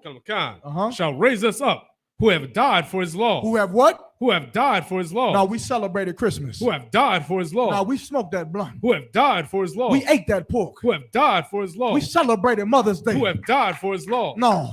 We got hatred from our mothers because we told her that we ain't gonna be wicked bastards on Mother's Day, man. That's right. We died for his laws, man. Christ said that when you go to serve the Lord, know that ye shall be hated because the world hated me first, man. That's right. You understand? And we prepared ourselves for that because we know where that is coming, man. And these brothers had it coming and they took it like men, man. That's you right. Understand? Keep going. Unto everlasting life. Give me one more time. I promise you. Go ahead. Verse 10. After him was the third made a mocking stop. Now this is the third of the 6 brothers, 7 brothers. Keep going. And when he was required, he put out his tongue. He put out his tongue. How he put out his tongue? Don't do it. That's an inside. I thought he was gonna do it. Oh no. Zion, yeah. That's Zion. They ain't gotta do it. But y'all get the picture, man. You understand? Meaning what? He said, go ahead and take it. He said, take my tongue. You understand? Pause. Salagi. We gotta stop that, Gabon. You causing a plague in North Carolina. Go ahead. Keep going. And that right soon, holding forth his hands manfully. He hold his hands out manfully. Keep going. Verse 11. And said courageously, These I had from heaven, and for his laws I despised them. The Lord, he said, what were you at again? What verse? The book of 2 Maccabees, chapter 7, verse 11. He said, what? These I have from heaven. Meaning what? These hands and this tongue I got from heaven. Meaning the body that I'm in, I got from the Lord. You understand? But and for his laws, I despise him. Meaning what? What does it mean that for his laws, he despised them? Meaning what? If this is the thing that is going to make me sin against the Lord, then I hate it. Then take it. If you taking my children away from me is going to be the thing that makes me sin against the Lord and trespass against my brothers, then take my goddamn kids, man. If my mental health is the thing that's going to make me sin against the Lord, then take it, man. You understand? Take my arms because I'm not smoking that blunt. That's right. Take my life. Take my job. Take my friends. Take Christmas. Take Mother's Day. Take my mother and my father because for the Lord and for my brothers, I'm not sinning against the Lord, man. That's right. And I despise it, man. Keep going. And from him, I hope to receive them again. And from him, he knows what? You're going to get more brothers, man. That's right. You're going to get more women, man.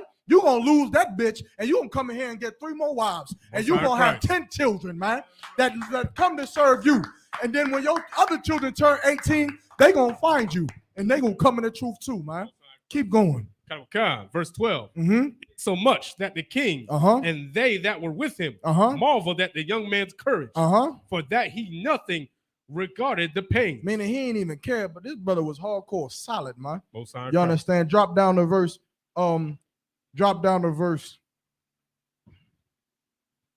16. Book of 2 Maccabees, chapter 7, verse 16. Now this is the 5th brother. Keep going. Then looked he unto the king and said, Thou hast power over men. Thou art corruptible. Thou doest what thou wilt. Yet think not that our nation is forsaken of the Most High. These brothers hardcore to the bone. He said, you do what you want to do, oppressor. You do what you want to do. Right. You understand? You take my job away from me, Colin Kaepernick, because I kneel for black people during the national anthem, man. You do what you want to do, but don't think that my Lord has forsaken the blacks, Hispanics, and Native Indians, man. That's right. Don't think that God has forgotten about us, man. You understand? Don't think that. So you live your life. That's why it's a very UPK slogan to say what? Go enjoy Disneyland. Right. Go enjoy your kingdom. Go have your fun, oppressor. But don't think that judgment will not come back. Because Christ will crack that sky open. And I'm getting ready. I pray you understand. Keep going. Verse 17. But abide a while and behold his great power, Uh-huh. how he will torment thee and thy seed. Prepare slaughter for his children. Keep Most going. High Christ. Verse 18. Mm-hmm. After him also they brought the sixth, Uh-huh. who being ready to die, Uh-huh. said, Uh-huh. be not deceived without cause, Uh-huh. for we suffered these things for ourselves. We do what? For we suffered these things for ourselves. We don't celebrate Mother's Day for what? For we suffered these things for ourselves. We don't smoke weed for what? For we suffered these things for ourselves. We suffer these things, the things that you are putting on us, this torment you're giving to us, the demons that are on us, we suffer it. We suffer it for ourselves. Why? Keep going. Come, having sinned against our power. Because you've had enough fun, children. You've enjoyed your life enough. Mm-hmm. How many people have you hurt? Right. How many people have you lied to? How many things have you stolen? How many brothers have you hurt? Have you fought? You understand? How many men have you killed? How many drugs have you sold? Right. How many sisters have you done wrong that you've lied to, that you've made whores out of? How much pork have you eaten? Right. How many winters you celebrated Christmas? How many years of your life have you devoted it to being wicked, man? To being a terrible person? You've done enough. And so this torment that's on you, you should take it. Right. Take it. Take it. Take the depression.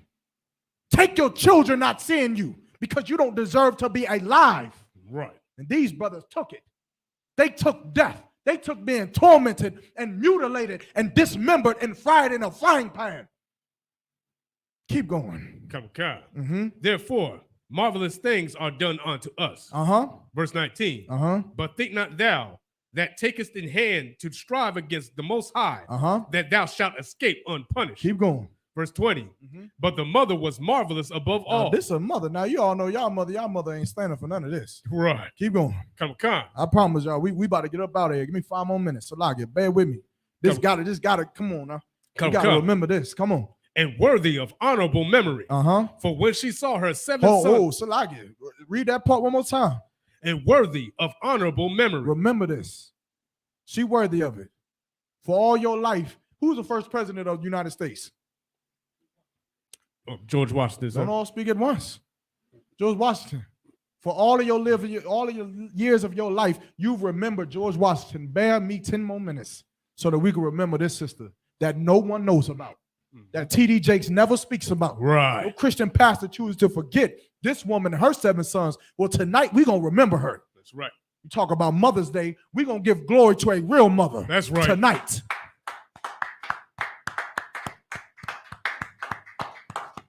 Read that one more time. Mm-hmm. The book of 2 Maccabees, chapter 7, verse 20. Mm-hmm. But the mother was marvelous above all, Uh-huh. and worthy of honorable memory. Uh-huh. For when she saw her 7 sons slain Mm-hmm. within the space of one day, She's seen all of her sons that she bore, you understand, from her womb for 9 months, killed in one day. Keep going. Mm-hmm. She bare it with a good courage Mm-hmm. because of the hope that she had in the Most High. Uh-huh. Verse 21. Yea, she exhorted every one of them in her own language. She looked at every one of her sons and she said, Barakatah Yahweh Yahweh Shah. Goddamn right. Keep going. Filled with courageous spirits Uh-huh. and stirring up her womanish thoughts Uh-huh. with a manly stomach. Meaning the natural thing for a woman is to do what? It's to cry. It's to plead for her sons that's dying, to be a woman, emotional. But she's stirring it up with a manly stomach, meaning she's stomaching it. She's stomaching it. And like the sister said, she had courage. Keep going. She said unto them, Uh-huh. verse 22, Uh-huh. I cannot tell ye, Slacky, I cannot tell how ye came into my womb. She said, I can't tell you how you came into my womb. Keep going. For I neither gave you breath nor life. For I neither gave you breath nor life. Keep going. Neither was it I that formed the members of every one of you. Keep going. Verse 23. Uh-huh. But doubtless the creator of the world, Uh-huh. who formed the generation of man Uh-huh. and found out the beginning of all things, Keep going. will also of his own mercy Uh-huh. give you breath and life again, as ye now regard not your own selves for his law's sake. Because now you are not selfish to your own selfish desires. The Lord is going to bring you up again. That's right. You understand? This is a woman that deserves praise. This is a woman that deserves glory, man. You understand? Not your filthy, disgusting mother on That's Mother's right. Day, man. This woman, you understand?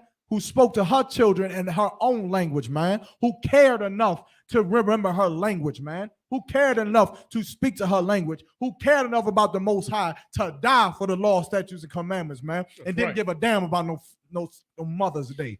Keep going. Verse 24. Now Antiochus, thinking himself despised, is suspecting it to be reproachful speech. Now he's a Greek. He don't speak Hebrew. He don't know what they talking about, but he's expecting them to be talking trash about him. Keep going. Whilst the youngest was yet alive, did not only exhort him by words, but also assured him with oaths. Now he's taking a different approach. He's not going to try to just mutilate him. He's going to try something different. Keep going. That he would make him both a rich and a happy man. Now, what does this sound like? What does this sound like? It's like a politician, sir. Yeah, it sounds like the world, don't it? It sounds like your friends. You smoke this blunt and you're going to get all the women. You're going to be cool. You're going to get nice and you're going to be happy. Your life is going to be so enjoyable, Tabawan. If you would just smoke this blunt, Tabawan, here, your life is going to be good. If you just sleep with this white woman, if you just celebrate Christmas and just be a good Christian man, right, your life will be so good and it'll be so happy and you'll be rich and you'll have money and you'll be able to walk around and nobody say you're in a coat and your mother will love you. You just celebrate Mother's Day, celebrate Valentine's Day. Your wife gonna love you.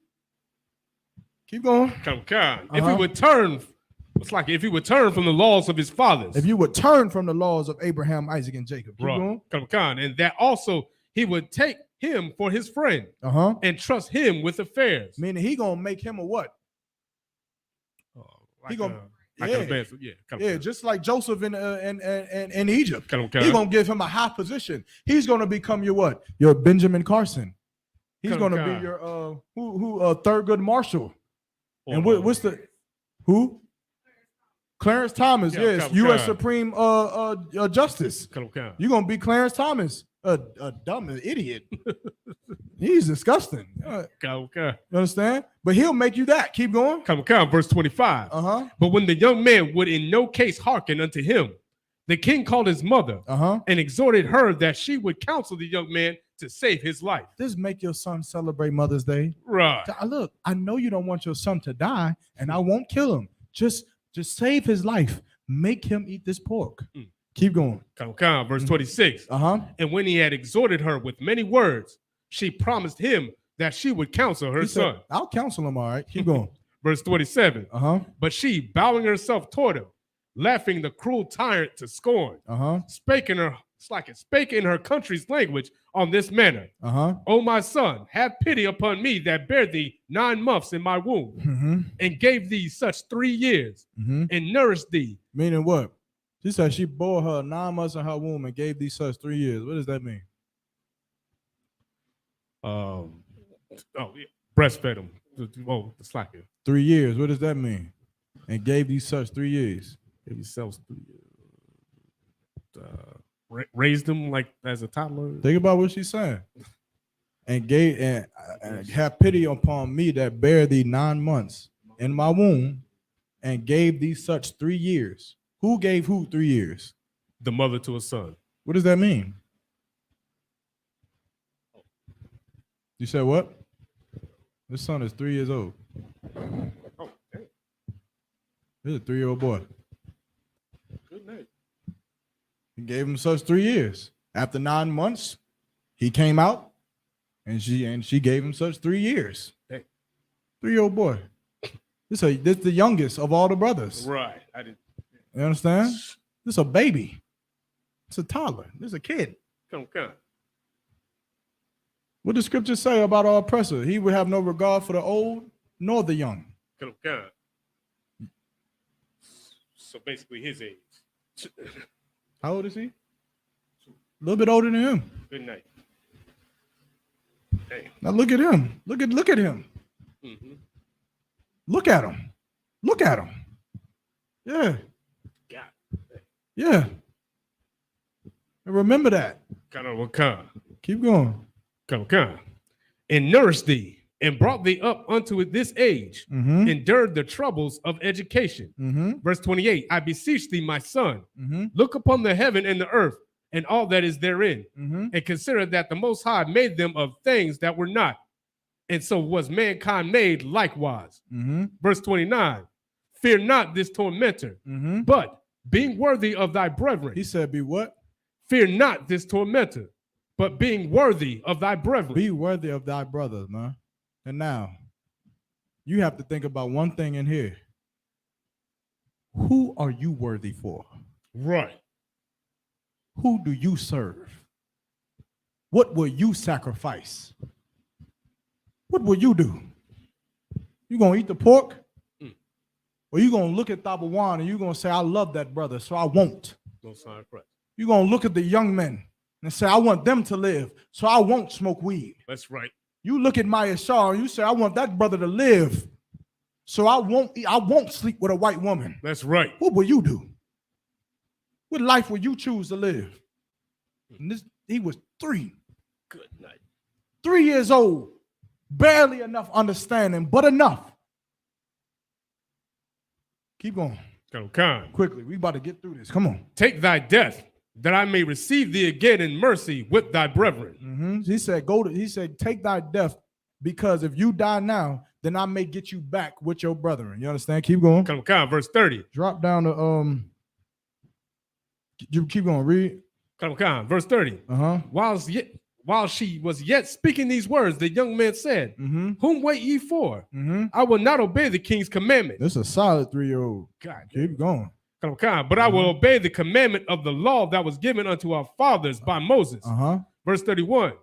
And thou that hast been the author of all mischief against the Hebrews shalt not escape the hands of the Most High. No, they're not going to escape judgment. Keep going. Come. Verse 32. For we suffer because of our sins.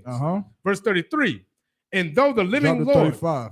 Oh, slack it. Uh-huh. Book of 2 Maccabees, chapter 7, verse 35. Uh-huh. For thou hast not yet escaped the judgment of the Almighty power, who seeth all things. So they're not going to escape that judgment. You understand? Drop the verse 39. Come. Mm-hmm. Book of Finish 2 these Maccabees, last chapter 7, verse 39. Mm-hmm. Then the king, being in a rage, handed him worse than all the rest. So he did worse to the youngest. Did worse to him. Keep going. Come, and took it grievously that he was mocked.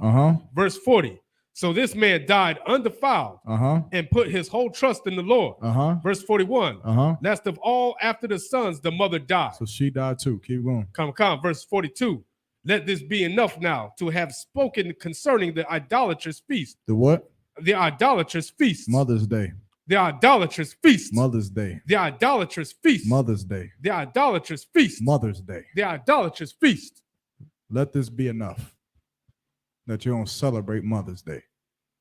Let this be enough that you don't celebrate Christmas. Right. Let this be enough that you don't smoke weed. Let this be enough that you don't sleep with white women. Damn right. Let this be enough that you continue to come into the truth, because these brothers died so that you could. That's right. Keep going. Come. And the extreme tortures. That's what them brothers had to go through. Good night. All you got to do is listen to your mother's mouth. That's all you got to do. Right. You don't got to get your tongue cut out your mouth. Yeesh. All you got to do is just tell your mom this. Well, I ain't going to say that. You understand? I know I'll probably tell my mom, maybe that's wrong. I don't know. But I'm just a different type of brother. Most High Christ. But all you got to do is follow the law, statutes, commandments, and fight against yourself, man. That's right. And so remember this. And remember these brothers, and remember that they weren't the only ones. It's like a Trayvon Martin story. We know about Trayvon Martin because it's pushed in the media. But many of our young men died by the hands of our oppressor every single day. That's right. You understand? And this was happening to us every single day because we held dearly close to us the law, statutes, and commandments of the Lord. And now here we are. And what will you do? That's right. And with that, pass the class over to preaching officer Tabawan. Somebody, you got a question? Oh, swear, come on. Is a mental illness a demon? You said what? Mental illness is a demon. Mental illness is a demon, and it can be fixed. Even if you were born that way. Even if you're born, yeah. You understand? The man who was born blind, when Christ and the disciples came upon the baby who was born blind, he was born that way. But Christ did what? He cast out that demon of blindness. He fixed it. You understand? Mental illness can 100% be cured in the ISUPK. 100%.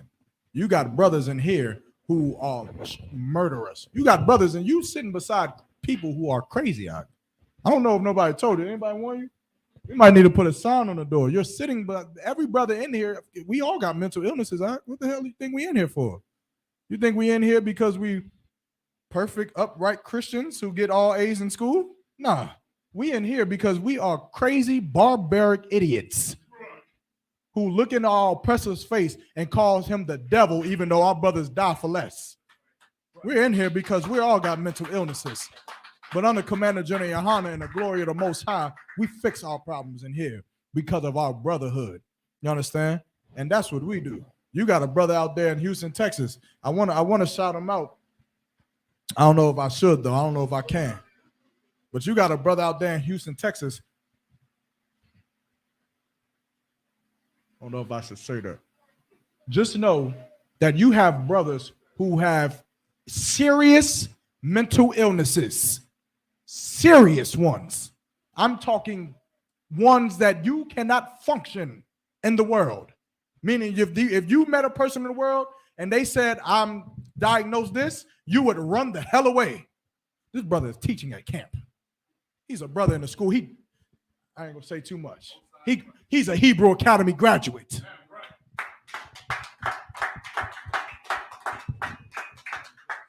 He's one of us. What you got? Why would he do that to you? Why would the Lord do that to you? Yeah, you know. The Lord, remember what we just said. Mental illness is a what? It's a demon. And the Lord wants to see what? The Lord wants to see you fight that demon. Or he wants to see if you just kill yourself. It's no different than a good father to a son. As a good father, I don't know if you're a father or not, but as a good father, you're going to make everything good for your son. You're going to hand him everything, give him the silver spoon. Yeah, I would want to. You would want to, but is that a wise thing to do? Nah. Sometimes you see your son crying because he's doing 10 push-ups. What you gonna do? You gonna say, "Oh no, baby, just you don't gotta do no push-ups." What you gonna do? Nah, he finished them. I make my son do push-ups. You gonna have to make him do push-ups. Is push-ups hard? Yeah, it's hard. It's strenuous. But you gonna make him do it because you want to see him what? See him do them. You want to see him conquer that thing. Without a battle, there is no what? No pain, no victory. There is no conquering. You can't conquer nothing without a battle. You understand? So the Lord is doing it because he wants you to conquer it. You understand? Now you could definitely go into, hold on. Shalom, you have a sense with that. Common concept. Common concept. I'm about to end the class now, sir. The Lord wants to see you conquer these demons. Now, you may have been a brother in the past who was a wicked brother. You may have done some things in your past life, which is why the Lord is punishing you. However, through your punishment, you still want your son to do what? Conquer it. You want him to conquer that. And you want him to change his life. You understand? And so that's why the Lord is doing it. The short answer is because the Lord is a man of war. And he wants to see you fight. Because when you fight and you win in this life, then you are now what? Someone read my mind. Read my mind. You win in this life with all the mental illness, all the drug addiction, all the disease, all the rape, robbing, and murder. You are now worthy of what? I done gave it to you. You're now worthy.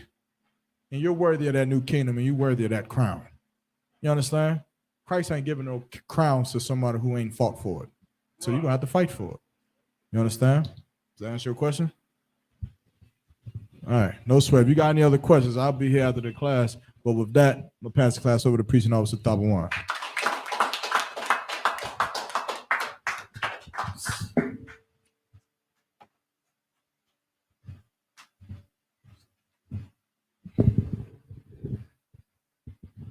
ISUPK security announcements. We are the ISUPK. Out of 1 West, 125th Street, Harlem, New York, under Commandant General Yohana. New rules for brothers and sisters. When a new brother or sister comes into the school, for off limits for 6 months, they're to be saluted only. They're here to shed themselves of the world. After 6 months, if a brother or a sister has a particular person, he or she must get permission from the head to speak to a brother or a sister. There is another 6 months in which the brother or sister will court each other. After this 6-month period, the brother or sister will get permission from the head to marry. Tithe, which is a commandment. You can find this in Numbers 18:21 and Malachi chapter 3, verse 8 through 10, means 10th in Hebrew and is pronounced my Isupk. 10% of every penny of any increase the Lord gives you, gives to the treasury department or teacher. Priest fund, free will offering for priests, not mandatory, whatsoever amount you would like to give. Upcoming Holy Convocation will be the Feast of First Fruits. I think it's in June. I think it's in June. So like, I gotta get the exact date. We'll get more information on that in the coming weeks. Want to remind Akim and Agwatin to check out social media such as isupk.com, Facebook, Twitter, YouTube, and so on for Isupk events and materials. If a brother wants to be a trooper in the school, he needs to start wearing all black, which includes black boots, shirt, pants, headband, or scarf. And with that, I majim, which means to stand. Shalaki, bear with me just one moment. Sister, you can yashab. You can be seated.